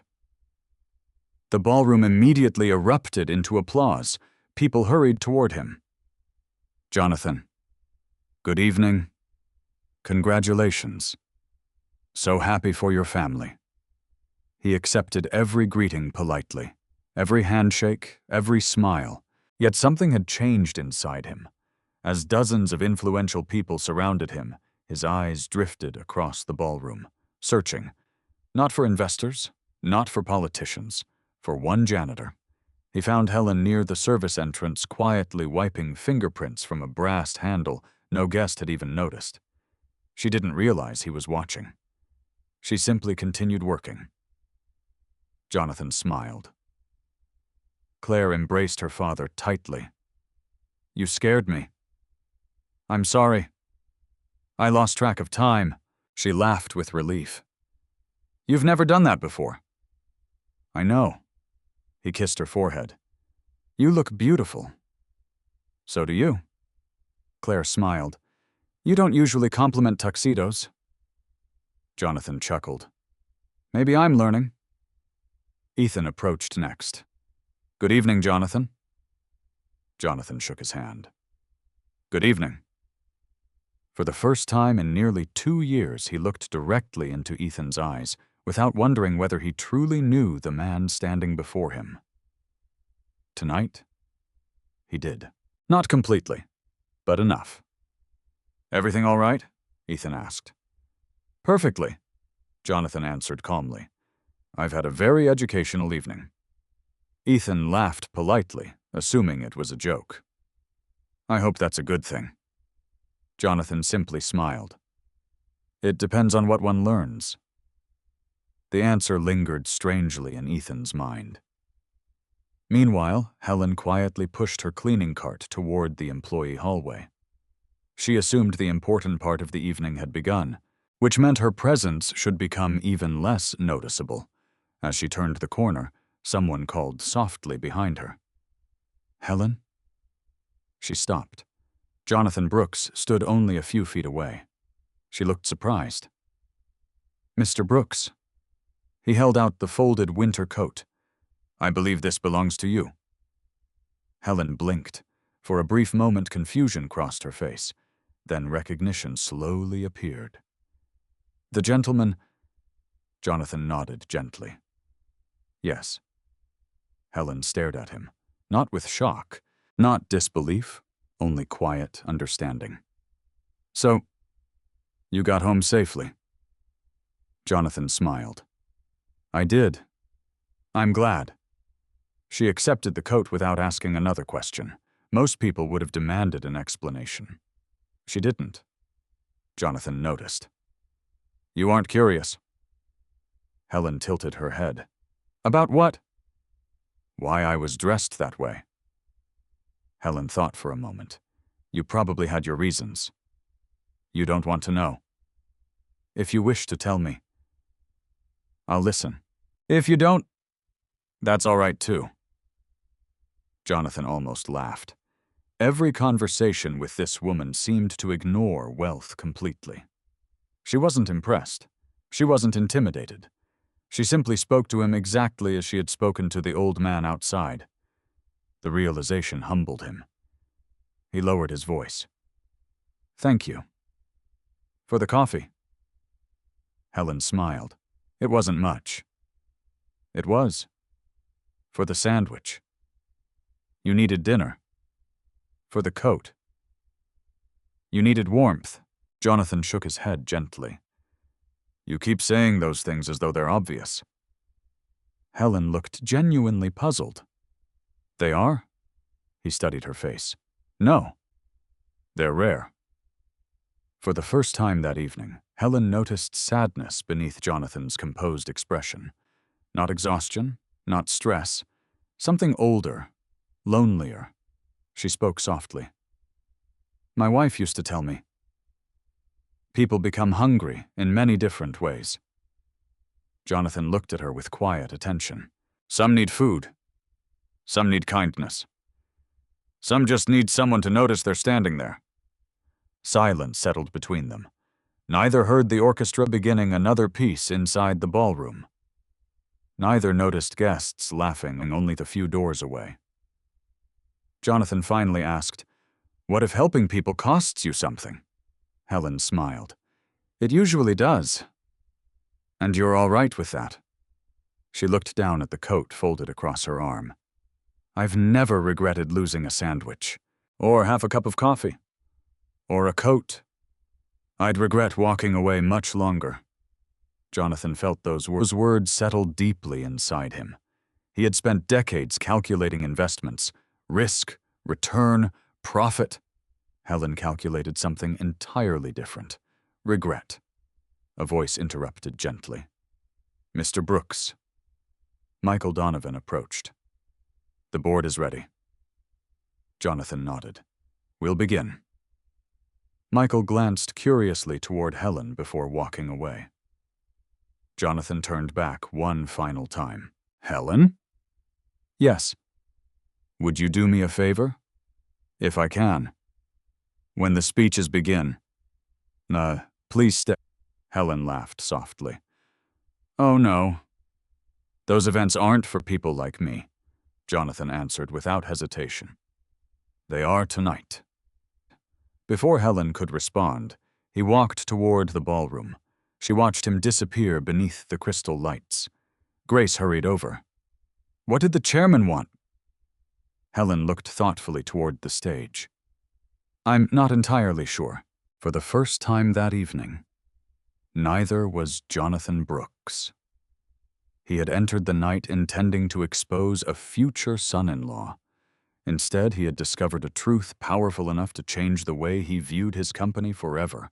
Now only one question remained. Would everyone else be ready to hear it? The ballroom lights brightened once more. Olivia Bennet stepped onto the stage and smiled toward the hundreds of guests filling the room. Ladies and gentlemen, it is my honor to introduce the chairman of Brooks Industries, Mr. Jonathan Brooks. Warm applause filled the ballroom. Jonathan walked slowly toward the podium. He carried no notes. Only one folded winter coat rested over his left arm. Few people noticed it. Those who did assumed it belonged to a guest. Claire watched her father with a puzzled expression. Something about him seemed different. Not his posture, not his voice, his eyes. Usually before major speeches, they reflected confidence and careful preparation. Tonight, they reflected quiet sadness. Jonathan reached the podium. He waited until the applause faded, then smiled gently. Thank you all for being here. He looked toward Claire. My beautiful daughter. Claire smiled through misty eyes. I've imagined this evening for many years. When Claire was 6 years old, she told me she wanted to marry someone who made people feel safe. Soft laughter drifted across the ballroom. Jonathan chuckled. I thought she meant a firefighter. A doctor. A police officer. He glanced toward Ethan. It turns out she chose a lawyer. More laughter. Ethan smiled politely. Jonathan continued. I've spent 40 years building buildings, companies, partnerships, but the most important decision any father makes is trusting someone else with his child. Silence settled over the room. Jonathan rested both hands lightly on the podium. So, before tonight, I decided to conduct one final test. Claire frowned slightly. What test? Jonathan looked directly at her. Not a financial test. Not an educational test. A human one. Confused whispers spread through the audience. Ethan's smile slowly disappeared. Jonathan continued calmly.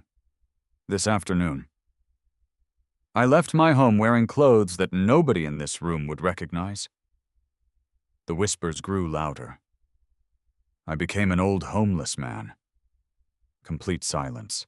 Claire stared at her father in disbelief. Michael Donovan lowered his eyes. He had known this moment was coming. He still wasn't prepared for it. Jonathan's voice remained steady. I sat outside this building. I asked only for a place to warm myself. He turned toward the entrance doors. I watched. I listened. I learned. Every employee standing near the ballroom walls froze. Grace looked toward Helen. Helen looked toward Jonathan. Neither moved. Jonathan continued. Some people walked past without seeing me. I don't judge them. They were busy. Some looked at me with suspicion. I understand. The world teaches caution. His eyes slowly found Ethan. But one conversation changed everything. Ethan's heart began pounding. Jonathan spoke quietly. I heard someone say, "This isn't the image we need tonight." Several guests exchanged uncertain glances. Jonathan did not raise his voice. He simply repeated the words. There are shelters. This isn't one of them. Remove him before Claire arrives. Ethan's face drained of color. Claire slowly turned toward him. Jonathan let the silence grow. Then he asked the room a simple question. What image were we protecting? The image of kindness or the image of wealth? Nobody answered. Jonathan looked toward Ethan. I gave you every opportunity. You saw an old man. You saw winter.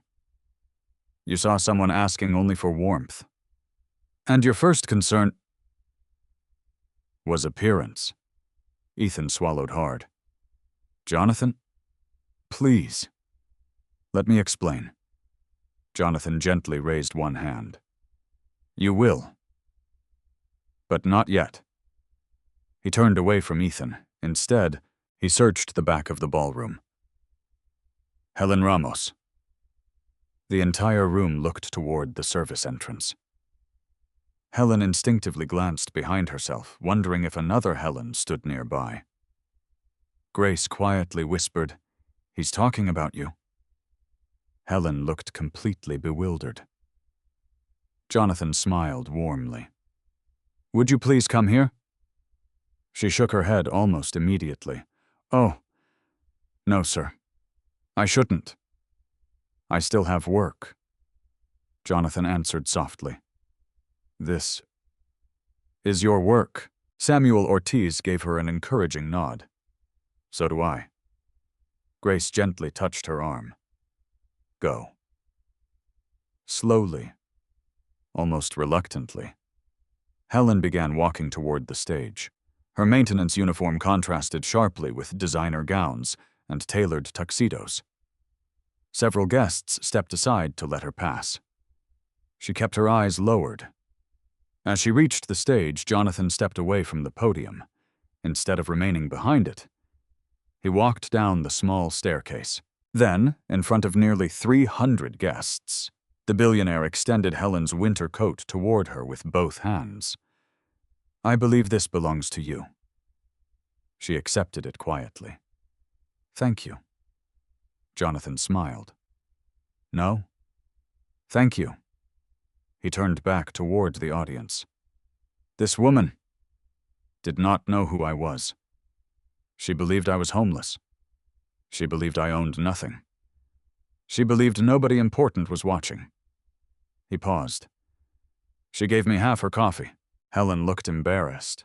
Jonathan continued. She gave me her dinner. She gave me her coat. And before she gave me any of those things, she gave me something far more valuable. He looked directly at the guests.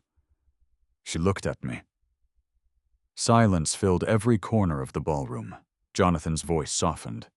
When someone has been invisible long enough, being seen becomes a gift. Claire's eyes filled with tears. She looked toward Helen, then slowly toward Ethan. Jonathan continued. Helen never asked what I could offer. Never asked whether helping me would benefit her. She simply said, he smiled gently at Helen. Everyone deserves something warm before the night gets colder. Helen covered her face for a moment, overwhelmed by hundreds of eyes suddenly resting on her. Jonathan wasn't finished. I followed her afterward. Gasps spread across the room. I watched her share food again. I watched her comfort co-workers. I watched her sit beside another homeless woman. Not because cameras were present. Because friendship was. He turned toward the board of directors. Ladies and gentlemen. We spend millions every year discussing company culture. He looked toward Helen again. It turns out, our greatest teacher pushes a cleaning cart. No one applauded. Not yet. The room remained too stunned. Jonathan faced Ethan once more. My disappointment tonight, isn't that you failed to recognize me. I never expected you to. My disappointment is that you failed to recognize yourself. Ethan lowered his head. Every confident answer he had rehearsed for years suddenly disappeared. Jonathan turned toward Claire. My daughter, I cannot choose who you marry. That decision belongs to you. But I promised your mother before she died that I would always tell you the truth. He took one slow breath. And the truth? Is that tonight? I met one person worthy of leading this company. He looked toward Helen. It wasn't the person wearing the tuxedo. The ballroom remained completely silent. Even the musicians had lowered their instruments. No one wanted to interrupt what had become far more than an engagement celebration. It had become a mirror, and every person in the room was quietly deciding what they had seen reflected back. No one spoke. Not immediately. The silence inside the grand ballroom became almost physical, pressing against every guest more heavily than any speech Jonathan Brooks could have delivered. Crystal chandeliers continued sparkling overhead. The orchestra remained perfectly still. Even the waitstaff stopped moving. Helen stood beside the stage, clutching her folded winter coat with both hands, as though she wished she could quietly disappear. She had spent 17 years avoiding attention. Now nearly 300 pairs of eyes rested on her. Jonathan gently stepped back from the microphone. He looked toward Ethan. I believe you wanted to explain? The invitation sounded calm, not angry. That somehow made it harder. Ethan swallowed. He slowly approached the stage, every confident step from earlier now replaced with uncertainty. He accepted the microphone with slightly trembling fingers. He looked around the ballroom. Board members, business leaders, Claire, Jonathan, Helen. I never meant to be cruel. His voice cracked, almost imperceptibly. I honestly believed I was protecting the event. He looked toward Jonathan. When I saw someone outside, I thought about security. The guests. The press. The company's reputation. Jonathan listened without interruption. Ethan continued. I didn't know who you were. Jonathan answered quietly. I know. I've already said that wasn't the point. Ethan lowered his eyes. I understand that now. Do you? Jonathan asked gently. Another long silence. Finally, Ethan nodded. No. I understand that I didn't even ask myself the right question. Claire watched him carefully. She had known Ethan for nearly 3 years. She had heard him argue complex legal cases. She had watched him negotiate multi-million-dollar contracts. She had never seen him search so desperately for honest words. He turned slowly toward Helen. I'm sorry. She looked startled. You don't owe me. No, he interrupted softly. I do.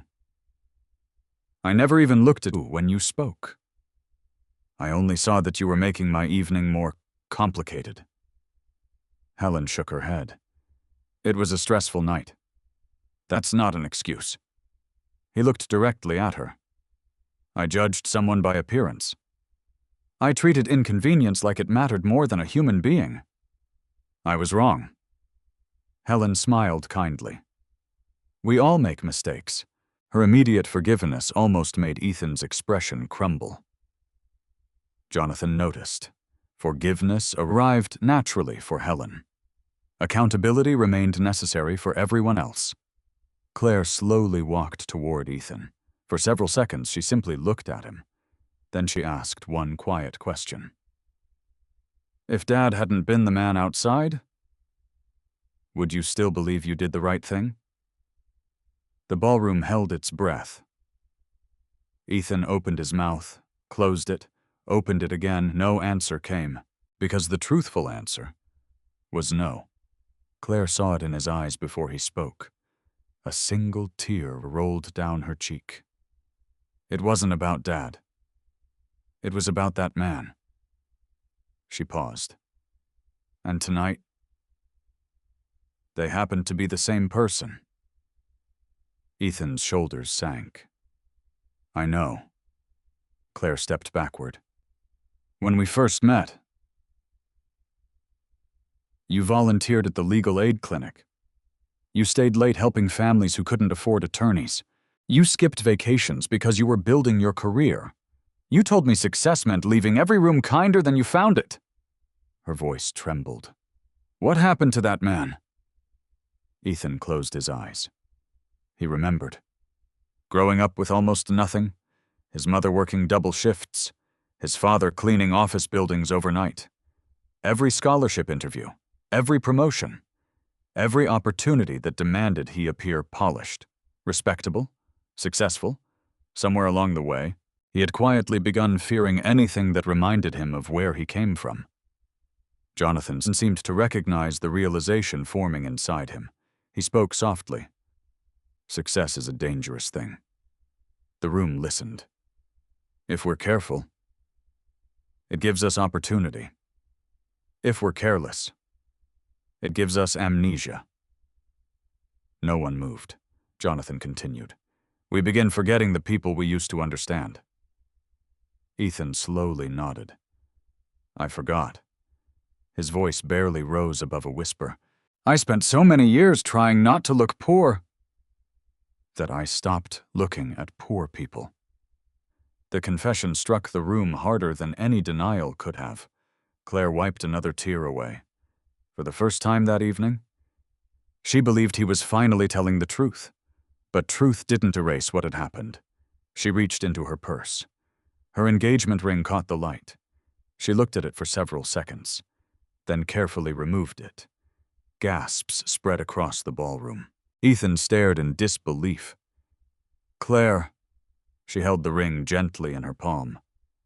I still love you. His eyes filled. I know. But love isn't enough. She took a slow breath. My father tested one evening. Life tests every day. I don't know which version of you I'd be marrying. The young man who once cared about everyone, Or the man who worried more about appearances than suffering? Tears now ran freely down Ethan's face. I can change. Claire nodded sadly. I hope you do. I truly hope you do. She closed his fingers around the ring. But I can't marry hope. I have to marry character. The words echoed through the ballroom. Nobody applauded. Nobody interrupted. Jonathan quietly looked away, giving them privacy, despite standing only a few feet away. Claire stepped back. I think we both need time. She turned toward Jonathan. Dad, I'm going home. He embraced her tightly.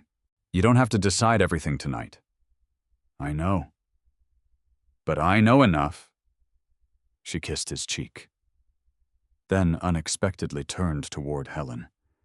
Without saying a word, Claire hugged her. Helen looked completely overwhelmed. I don't know why, Claire whispered. But somehow you reminded me what Mom used to sound like. Helen's eyes immediately filled with tears. I wish I could have known her. You would have liked each other. I think so too. Claire smiled sadly before walking towards the ballroom exit. No reporters followed. No photographers lifted their cameras. Some moments deserved witnesses, not headlines. Ethan remained standing alone at the center of the room. His parents quietly approached him. His mother placed one hand on his shoulder. We're here. He nodded silently. Across the ballroom, Jonathan looked toward the guests. I realized tonight became something none of us expected.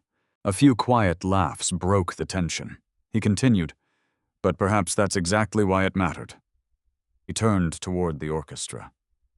Please. Play something. Soft music slowly filled the room once more. Not celebratory, gentle, healing. Guests began speaking quietly among themselves. Some embraced loved ones. Others walked toward employees they had ignored earlier in the evening, suddenly seeing them differently. Daniel Harper crossed the ballroom simply to shake Helen's hand. So did Samuel. So did Olivia. Grace hugged her so tightly they both laughed through their tears. Jonathan watched every interaction. His test had never been about humiliating anyone. It had been about revealing what already existed: kindness, pride, fear, compassion, character. They had all been present before he ever put on the old coat. Tonight had merely uncovered them. Helen quietly stood beside the stage, still wondering how her ordinary Tuesday had somehow changed so many lives. She looked down at the old blue thermos resting beside her cleaning cart. Its faded paint reflected the ballroom lights. She smiled softly. Half a cup of coffee, a sandwich, a borrowed coat. Maria would probably laugh if she could see all this. Then she would likely say exactly what she always had. You never know which small kindness or God intends to become someone else's turning point. Helen gently rested her hand on the worn thermos. Around her, the ballroom slowly began breathing again. But none of those who had witnessed the evening would ever see an ordinary stranger standing alone in the cold quite the same way again. The ballroom gradually returned to life. Soft conversations replaced stunned silence, though nothing felt quite the same anymore. Expensive crystal still reflected the chandelier lights. Champagne still sparkled in elegant glasses. The orchestra resumed its music. Yet an invisible shift had settled over everyone present. People were no longer looking only at one another. They were looking at themselves. Jonathan Brooks quietly stepped away from the stage. He had said everything he intended to say. The rest would be proven through actions. Michael Donovan approached. Jonathan? The board is waiting in conference room A. Jonathan nodded. Good. They've been informed. They know you requested an emergency meeting. Jonathan glanced toward Helen, who was already trying to slip quietly back toward her cleaning cart. So is she. Michael smiled knowingly. I suspected you'd say that. Before Jonathan entered the conference room, he turned toward Samuel Ortiz. Samuel. Yes, sir. Would you ask Ms. Ramos to join us? Samuel looked surprised. The board meeting. Yes. I don't think she'll agree. Jonathan smiled. Neither do I. Please ask anyway. A few minutes later, Helen was carefully pushing her cleaning cart toward the supply closet when Samuel found her. Helen? She looked up. Everything all right? The chairman would like to see you. She sighed softly. I've already been on stage once tonight.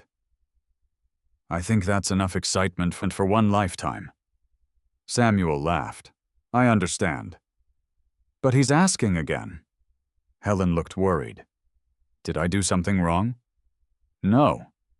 I honestly think you've done something very right. 5 minutes later, Helen stood uncertainly outside conference room A. The brass plaque on the wall listed the names of Brooks Industries' board of directors. She had polished that plaque hundreds of times. She had never imagined stepping through the door. Jonathan himself opened it. Please come in. Helen hesitated. My shoes. Jonathan looked down. They're clean. I've been working. So have we. She smiled nervously and entered. Around the enormous walnut conference table sat 12 directors. Several had worked with Jonathan for over 20 years. Each of them rose as Helen entered. She looked completely startled. Oh, you don't have to stand. One elderly director smiled. We think we do. Jonathan motioned toward an empty chair. Helen immediately shook her head. I couldn't. You can. I've never sat at this table, Jonathan answered gently. Perhaps that's overdue. Slowly she sat at the very end, still holding her old blue thermos on her lap. She didn't know where else to place it. Jonathan noticed. Keep it. She smiled. It goes everywhere with me. I've noticed. A few quiet chuckles eased the tension. Jonathan finally addressed the room. For years. We've measured leadership through numbers. He activated the large presentation screen. Financial charts appeared. Revenue, growth, acquisitions, shareholder returns. Our company has performed well. No one disagreed. Jonathan pressed another button. The charts disappeared. In their place appeared photographs taken over the years. Maintenance crews, custodians, security guards, receptionists, kitchen staff, delivery workers. Jonathan spoke softly. Tell me. How many names can any of us identify? The room became uncomfortable. One director recognized Daniel. Another recognized Samuel. Most remained silent. Jonathan nodded. I expected as much. He turned toward Helen. How many employees do you know by name? Helen looked embarrassed. I've worked here a long time. Jonathan smiled. I asked a question. She thought quietly. About 400. Several directors looked genuinely surprised. She quickly added, approximately. I probably forgot a few. Jonathan nodded slowly. 400. He looked around the room. Our vice presidents supervise departments. Our managers supervise teams. Our executives supervise divisions. He paused. But this woman knows 400 people. Another long silence followed. Director Elaine Foster finally spoke. Helen, may I ask something? Of course. How do you remember everyone? Helen looked confused. I talked to them. A few directors smiled. She continued. I ask about their children, their parents, whether their knees are hurting, if someone's husband had surgery, if another person's daughter is taking college exams. She shrugged gently. It helps me remember. Jonathan looked toward the board. Imagine if every leader in this company understood our people this well. No one argued. Because no one could, Jonathan continued. I've spent months wondering why employee retention differs so dramatically between buildings. He turned toward Samuel. Would you answer that? Samuel cleared his throat. People stay because of each other. He smiled toward Helen. And because she makes everyone feel like they belong. Jonathan nodded. Exactly. He looked at Helen. When did you begin here? 17 years ago. What position? Night janitor. And today, she smiled. Night janitor. Jonathan gently leaned forward. That's where you're mistaken. Helen blinked. I don't understand. You haven't been our janitor for years. You've been leading our culture. The words left her speechless. Director Elaine slowly nodded. He's right.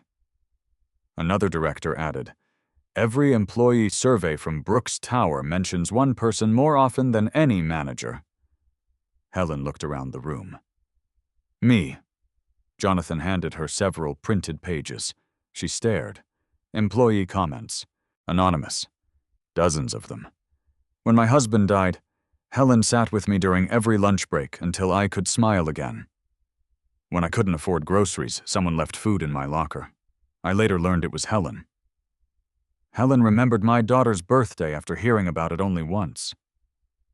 She convinced me not to quit. She treated me like family. Tears blurred Helen's vision. I never knew, Jonathan answered quietly. Because you never did those things for recognition. She carefully folded the papers. I only did what Maria would have done. Jonathan smiled. I believe that. He stood. I've made a decision. Every director already suspected what was coming. I intend to create a new executive position. Several eyebrows rose. Jonathan continued. Vice President of Employee Culture and Community. Helen almost laughed. I'm not qualified. Jonathan immediately asked, Can you teach kindness? She frowned. I don't know. You've been doing it for 17 years. I don't have a college degree. I know. I've never managed executives. I know. I've never given presentations. I know. She looked almost desperate. I'm 60 years old. Jonathan smiled warmly. And yet everyone in this building keeps following your example. He paused. I've hired brilliant people before. I can teach business. I cannot teach character. The room fell silent again. Jonathan continued. You wouldn't stop being yourself. You'd simply help the rest of us become more like the person you've already been. Helen looked down at the blue thermos resting on her lap. Her fingers slowly traced the faded paint. Maria. She wished more than anything that Maria were sitting beside her. She could almost hear her gentle laugh. Then the familiar words echoed quietly in her memory. If we still have warmth to share, we're never poor. Helen lifted her eyes. I have one condition. Jonathan smiled. Name it. I still want to spend part of every week cleaning. Several directors looked surprised. Jonathan didn't. Why? Because if I stop walking the halls, I'll stop hearing the people. Jonathan's smile widened. Then we'll make that part of the job. For the first time that evening, Helen laughed without embarrassment. It was a quiet, genuine laugh, the same laugh that had once accompanied half a cup of coffee, shared with a stranger standing in the cold. Jonathan realized something profound. Brooks Industries wasn't becoming stronger because it had discovered an extraordinary employee. It was becoming stronger because at last, it had decided to learn from her. 3 months later, spring arrived quietly in Chicago. The last traces of snow had disappeared from the sidewalks surrounding Brooks Tower, replaced by flowering trees and warm morning sunlight reflecting from the glass facade. At 7:15 a.m., The lobby doors opened. Employees entered carrying coffee cups, backpacks, and briefcases. Almost everyone slowed down for just a moment. Not because security had changed, not because renovations had taken place, because something else had. Near the reception desk stood a wooden sign, no larger than a picture frame. It read, "Kindness is also part of the job." No company logo, no executive signature, only those 7 words. Beside the sign rested a familiar old blue thermos, empty, decorative now, protected inside a clear glass display case. A small bronze plaque beneath it read, "Shared by Helen Ramos," a reminder that leadership begins with seeing people. Employees smiled whenever they walked past it. Many gently touched the glass as though greeting an old friend. The thermos had become a symbol, not of charity, of culture. On the 5th floor, Helen stepped out of the elevator carrying something unfamiliar, not a cleaning cart, a leather notebook. She still wore comfortable walking shoes instead of expensive heels. She still greeted every security guard by name. She still stopped to pick up a paper cup someone had accidentally dropped. Officially, her title now read Vice President of Employee Culture and Community. Unofficially, most people simply called her Miss Helen. The title had changed. She hadn't. Her office overlooked Lake Michigan. She almost never stayed inside it. Instead, she spent each morning walking through the building. "Good morning, Daniel." "Morning, Miss Helen." "How's your father's knee?" "Much better." "I'm glad." She continued towards the cafeteria. "Grace." The young custodian looked up with a smile. "You remembered?" "Of course." "Today's your certification exam." Grace laughed nervously. "I'm terrified." "No," Helen corrected gently. "You're prepared." Grace hugged her quickly before heading toward the training center. Months earlier, Brooks Industries had introduced tuition assistance for every hourly employee seeking certifications or college courses. It had been Helen's first proposal. Jonathan approved it without changing a single word. As Helen reached the cafeteria, Kevin hurried over carrying a delivery manifest. "I passed," she'd smiled.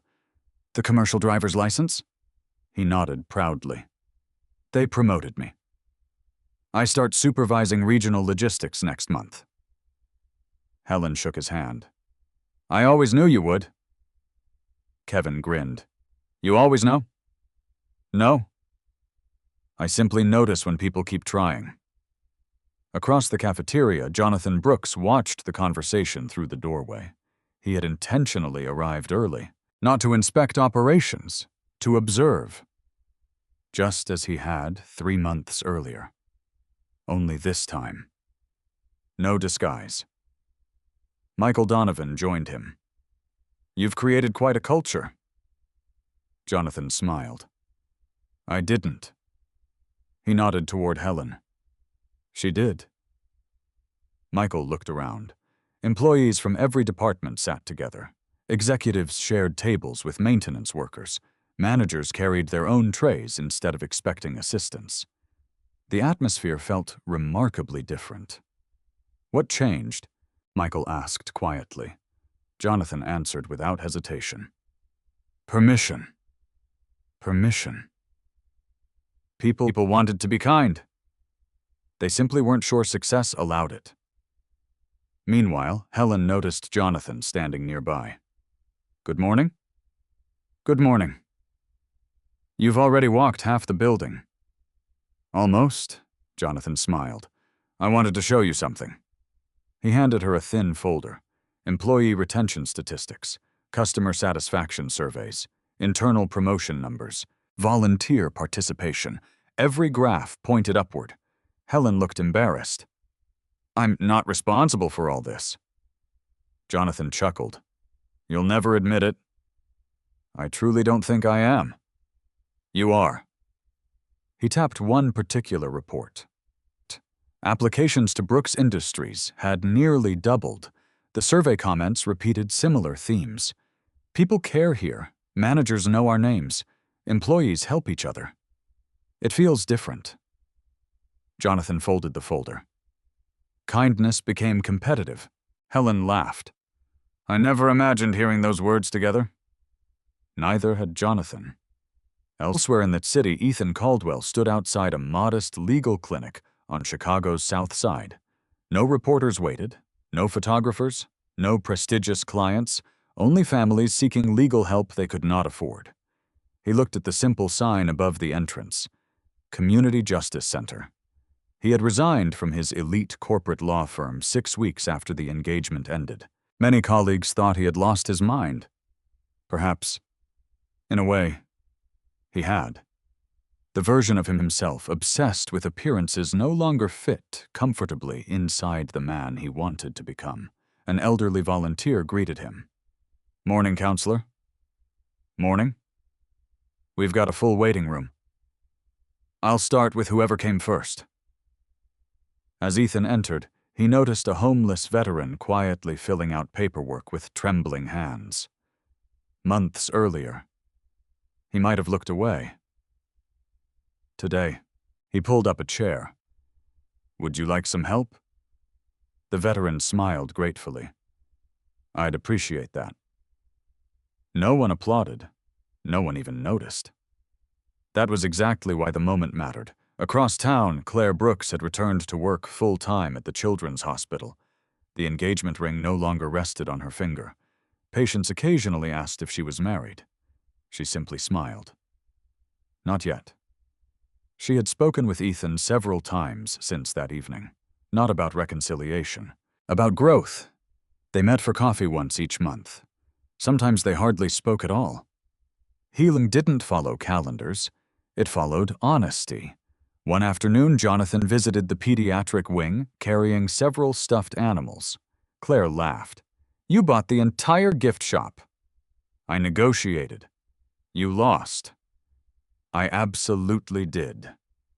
They walked together through the hallway.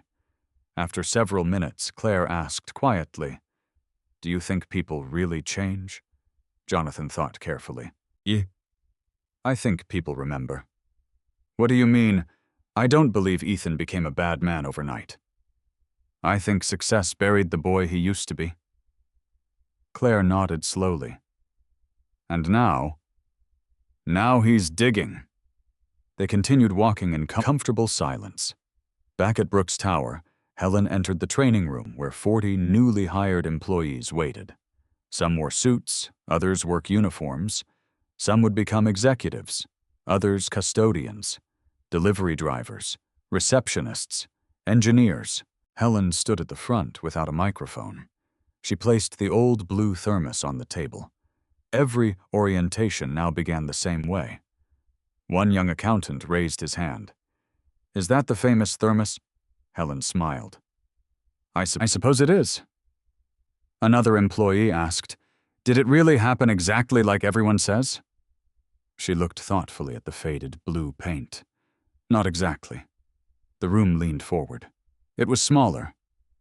What do you mean? The story became famous. The moment wasn't. It was simply one cold evening. And half a cup of coffee. The employees smiled. Helen looked around the room. I don't expect everyone here to become extraordinary. Several people exchanged confused glances. I expect something much simpler. She paused. When you pass someone in this building, see them. The room became completely quiet. Learn their name. Ask how they're doing. Remember what they tell you. Because every business can teach procedures. Very few teach people how to make another human being feel visible. She gently rested her hand on the old thermos. Our company decided that's worth teaching. Outside the training room window, Jonathan watched for only a few seconds before quietly walking away. He no longer needed to supervise the lesson. The greatest investment he had ever made was already teaching others on its own. 1 year later, the first Monday of April began like any other morning at Brooks Tower. Employees hurried through the revolving doors. Coffee machines hummed, elevators chimed, phones started ringing before 8 o'clock. To an outsider, nothing seemed unusual. To those who worked there every day, everything had changed. The security guards no longer greeted only executives. They greeted everyone by name whenever they could. Managers routinely spent one afternoon each month working alongside employees in departments outside their own. Board members occasionally ate lunch in the cafeteria instead of private dining rooms. No policy required those things. They had simply become normal. At precisely 7:30 a.m., Helen Ramos entered through the employee entrance carrying the same worn leather notebook and the same gentle smile. The blue thermos still sat in the lobby display. Every morning she paused beside it for only a second, not to admire it, to remember Maria. She softly touched the glass. If we still have warmth to share. She finished the sentence silently in her heart. We're never poor. Then she continued her rounds. Her first stop remained exactly where it had always been. The maintenance department. Not because she had to, because promises mattered. She had promised Jonathan she would never stop walking the halls. She had promised herself she would never become the kind of executive who learned about employees only through reports. Grace was no longer wearing a janitor's uniform. Instead, she now supervised environmental services across 3 Brooks buildings, yet she still rolled up her sleeves whenever someone called in sick. Helen found her helping a new employee polish lobby railings. You know you don't have to do that, Grace smiled. I know. But she looked nervous. The young employee quickly apologized. I'm sorry. I didn't recognize you, Ms. Ramos. Helen laughed. That's probably because I don't spend much time in my office. The young woman relaxed. I heard stories about you. I hope only the true ones. They said you used to clean these halls. Helen looked around. I still do. Both younger women laughed. Jonathan Brooks watched the exchange from the second-floor balcony. He rarely interrupted these moments anymore. He simply enjoyed witnessing them. His assistant approached. The mayor is arriving at 9. Jonathan nodded. So are the community scholarship recipients. And the press. He smiled. They're not here for me. Indeed, they weren't. 1 year earlier, Brooks Industries had quietly established the Maria Ramos Foundation. It funded trade schools, nursing programs, community colleges, and vocational certifications for hourly workers and their children. No giant advertising campaign accompanied the announcement, no television commercials. Jonathan had insisted on one condition. The foundation shouldn't remind people who donated. It should remind people why. That morning, 50 scholarship recipients gathered inside the auditorium. Some were 18, some were nearly 60. Several had postponed education for decades because life demanded work first. Helen stood backstage reviewing note cards she had no intention of reading. Public speaking still made her nervous. Jonathan entered carrying 2 cups of coffee. I remembered. She smiled. Half a cup. He handed her one. I couldn't bring myself to fill them completely. She laughed. I think Maria would have approved. Jonathan looked toward the auditorium. Nervous. A little. You'll do fine. I always worry I'll say the wrong thing. Jonathan smiled gently. You've spent 18 years saying the right thing. I don't think one microphone can change that.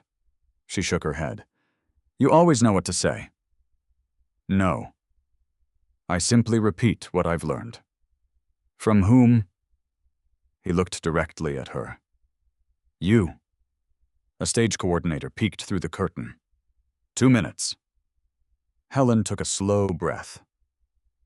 The auditorium filled with applause as Jonathan stepped onto the stage first. He welcomed the audience briefly, then surprised nearly everyone. I'm not the person you came to hear. He smiled toward the wings. I've spent my career leading companies. The woman you're about to meet helped teach us how to lead people. The audience rose immediately. Standing applause echoed throughout the auditorium before Helen had even appeared. She froze for a second. Jonathan quietly whispered, Just walk." She did. Not like an executive, not like a celebrity, simply like Helen. The applause lasted nearly a full minute. She looked almost embarrassed. When the room finally settled, she stood behind the podium. Her prepared note cards remained untouched. She looked at the faces before her: students, parents, employees, executives, custodians, security officers, community leaders. She smiled softly. "I've never believed titles tell us who someone is." The room immediately became quiet. "I've met extraordinary janitors. I've met extraordinary billionaires. Narphone. I've also met people with impressive titles who still felt very lonely." Several guests nodded. "I used to think success meant earning enough money that I wouldn't worry anymore." She paused. "Life taught me something different. Real success is becoming the kind of person others feel safe standing beside." Jonathan watched from the front row. He had heard countless corporate speeches over 4 decades. None sounded like this. None felt like this. Helen continued. "My late wife, Maria, believed warmth multiplies. If you give someone hope, they're more likely to give hope away. If you offer respect, respect keeps traveling." She looked around the auditorium. "I've watched that happen in this company. I've watched one act of kindness become 10, then 100, then thousands." The audience listened without moving. "So today, whether you're receiving a scholarship, starting a new job, or leading a department, I hope you'll remember something. You may never know which ordinary moment becomes someone else's turning point." Silence followed. Then applause rose again. Not loud at first, deep, heartfelt. Many people stood. Jonathan noticed several executives discreetly wiping tears. After the ceremony ended, scholarship recipients formed a line to thank Helen. One young nursing student hugged her. "My mom cleaned offices for 25 years. This scholarship changes everything." Helen squeezed her hands. "Then promise me something." "What?" "When you become a nurse, see people." "I will." An older man in his 50s approached next. "I thought I was too old to finish my electrician's license." Helen smiled. "I started a new career at 60. I suppose I ran out of excuses." "So did I." They both laughed. Hours later, after reporters had gone and the guests had left the building, gradually became quiet again. Jonathan found Helen in the lobby, exactly where he expected, standing beside the blue thermos. "You always come back here." She nodded. "It reminds me how little it took." Jonathan looked at the faded metal behind the glass. "Funny. What is 1 year ago?" That thermos held half a cup of coffee. He smiled. "Today it holds an entire company together." Helen looked at him thoughtfully. "No. It only reminds people they were capable of kindness all along." Jonathan realized she was right. The thermos had never changed anyone. Neither had Helen.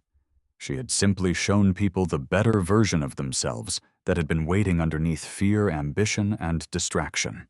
Outside the lobby windows, employees headed home beneath the warm evening sky. Many stopped to hold doors open for strangers. Some greeted the security guards before leaving. Others invited co-workers to dinner.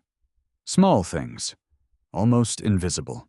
Exactly the sort of things Helen had always believed mattered most. And because of one ordinary woman, those ordinary moments had become the richest tradition Brooks Industries had ever known. 5 years later, on a crisp autumn afternoon, Brooks Tower looked much the same as it always had. The glass reflected the Chicago skyline. Employees streamed through the revolving doors. The lobby buzzed with quiet conversations. Yet visitors noticed one difference almost immediately. Near the entrance beside the familiar display containing the faded blue thermos, another bronze plaque had been added. It carried no corporate slogan, only one sentence. The measure of a company is how it treats the person who has nothing to offer in return. People often stopped to read it. Some smiled. Some became thoughtful. Almost everyone continued walking a little more slowly afterward. Inside the auditorium, more than 600 employees gathered for the annual Brooks Community Day. Unlike shareholder meetings, attendance wasn't mandatory. Yet every seat had been filled. Jonathan Brooks, now 72, stood near the side of the stage, rather than behind the podium. His hair had become completely silver. His pace had slowed. His smile had not. Michael Donovan joined him. "You could retire." Jonathan chuckled. "I've been hearing that for 10 years. And I already did." Michael looked confused. Jonathan nodded toward the stage. "When someone else starts carrying your values, you've already retired from the important part." At center stage stood Helen Ramos. She was 63 now. Tiny silver strands had begun appearing among her dark curls. Reading glasses rested on a cord around her neck. She still refused expensive business suits. Instead, she wore a simple navy jacket with comfortable shoes. The audience greeted her with warm applause. She laughed. "I still don't know why you clap every year." Someone from the back called, "Because you're Helen." Laughter filled the room. She shook her head. "That answer still embarrasses me." Jonathan smiled quietly. It always would. Helen looked around the audience. Some faces had been there for decades. Others had joined only weeks earlier. "I'd like to introduce someone." A young woman stepped onto the stage, confident, professional, wearing an employee badge that identified her as Director of Community Programs. Helen smiled proudly. "Many of you know Grace Miller." The applause grew louder. Grace waited until it settled. "When I started here, I was terrified. I thought my job was cleaning floors." Helen looked at her affectionately. Grace continued, "Miss Helen taught me something different. Our job was making sure nobody felt invisible." She paused. "I've tried to remember that every day since." Jonathan leaned toward Michael. "Listen carefully." Michael smiled. "I know." "She's repeating Helen." Jonathan shook his head gently. "No. She's becoming herself." That was the true goal. Not copies, legacy. After the presentations ended, employees spread throughout the building for volunteer projects. Some packed food boxes. Others assembled school backpacks. Executives painted classrooms alongside maintenance workers. Interns served meals beside senior vice presidents. No one had assigned partners. The groups formed naturally. In the lobby, Helen noticed a young receptionist sitting alone on a bench, quietly wiping away tears. She sat beside her. "Long day." The young woman nodded. "My mother was admitted to the hospital this morning. I'm trying not to cry at work." Helen handed her a clean handkerchief. "You don't have to be strong every minute." The receptionist managed a small smile. "I thought being professional meant hiding it." Helen gently shook her head. "Being professional means treating people with dignity. That includes yourself." Nearby, a recently hired executive witnessed the conversation. Without saying anything, he quietly rearranged afternoon schedules so the receptionist could leave early. No announcement, no recognition. Just another ordinary act. The pattern continued, exactly as Maria had predicted years earlier. Warmth multiplied. Later that afternoon, Jonathan slowly walked through the lobby alone. He stopped before the blue thermos. His reflection shimmered in the glass. "I miss you." The quiet voice came from behind him. Helen had approached without making a sound. "Maria." Jonathan nodded. "And Claire's mother." Helen smiled gently. "I think they would have been friends." I think so too. Jonathan looked at the thermos. Funny. What is... The entire company still thinks this changed everything. Helen looked thoughtfully at the faded metal. It didn't. What did... She smiled. One decision. Which one? To stop walking past. Jonathan stood silently for several moments. Then he laughed softly. So simple. So difficult. At that moment, the revolving doors opened. An elderly woman entered slowly with the help of a cane. Helen recognized her immediately. Evelyn. The former homeless woman smiled broadly. I brought someone. Beside her stood a teenage boy wearing a college sweatshirt. My grandson. He starts engineering school next week. Jonathan remembered him instantly. The frightened child who had once waited outside shelters while Evelyn searched for somewhere safe to sleep. The young man extended his hand. I've wanted to thank both of you. Helen looked surprised. We didn't do much. He smiled. My grandmother says that. But she also says one person kept sitting beside her when everyone else walked away. He looked toward the blue thermos. I guess kindness runs in this building. Jonathan felt a lump rise in his throat. Another circle completed. Another life quietly redirected. As evening approached, employees gradually headed home. The lobby emptied. The lights dimmed. Cleaning crews began their nightly routines. Helen instinctively reached for a supply cart. Grace laughed. You promised. I know. But old habits. Grace handed her a small microfiber cloth. One window. Helen grinned. Just one. She carefully polished the glass surrounding the blue thermos. Exactly as she had once polished every window in the building, Jonathan watched from nearby. Some things deserved to remain unchanged. When she finished, Helen stepped back. The thermos gleamed beneath the warm lobby lights. She whispered almost to herself, There. Jonathan heard her. So it can keep reminding us. She nodded. Not about me. About what people choose. The building grew quiet. Outside, the city continued rushing toward tomorrow. Inside, the lobby held only two old friends standing beside a faded blue thermos. Years earlier, one had been a billionaire pretending to have nothing. The other had been a janitor who quietly believed everyone deserved something warm before the night grew colder. Neither of them had expected a shared cup of coffee, a simple sandwich, and a borrowed coat to change a company. But kindness rarely announces the size of the future it carries.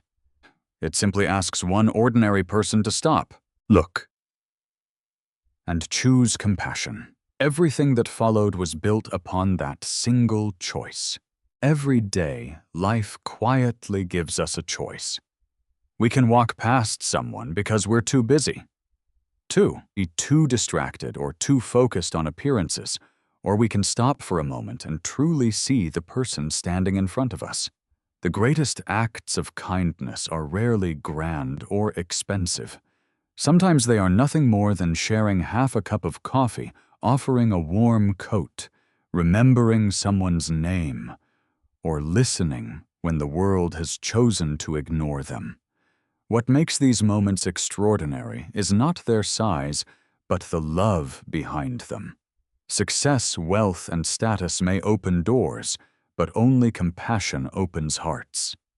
Long after people forget our titles, our achievements, or the money we earned, they will remember how we made them feel.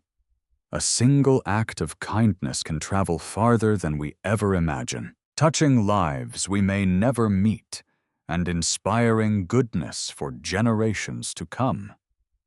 So never underestimate the power of choosing empathy over judgment, dignity over pride, and humanity over appearances. The smallest kindness you offer today may become the turning point in someone else's life tomorrow. If this story touched your heart, we'd love to hear from you. Have you ever experienced a small act of kindness that changed your life, or have you been the person who chose to help a stranger? Share your story in the comments below. We read every one of them. And if you believe the world needs more stories that remind us of the power of compassion, please subscribe to the channel, like this video, and turn on notifications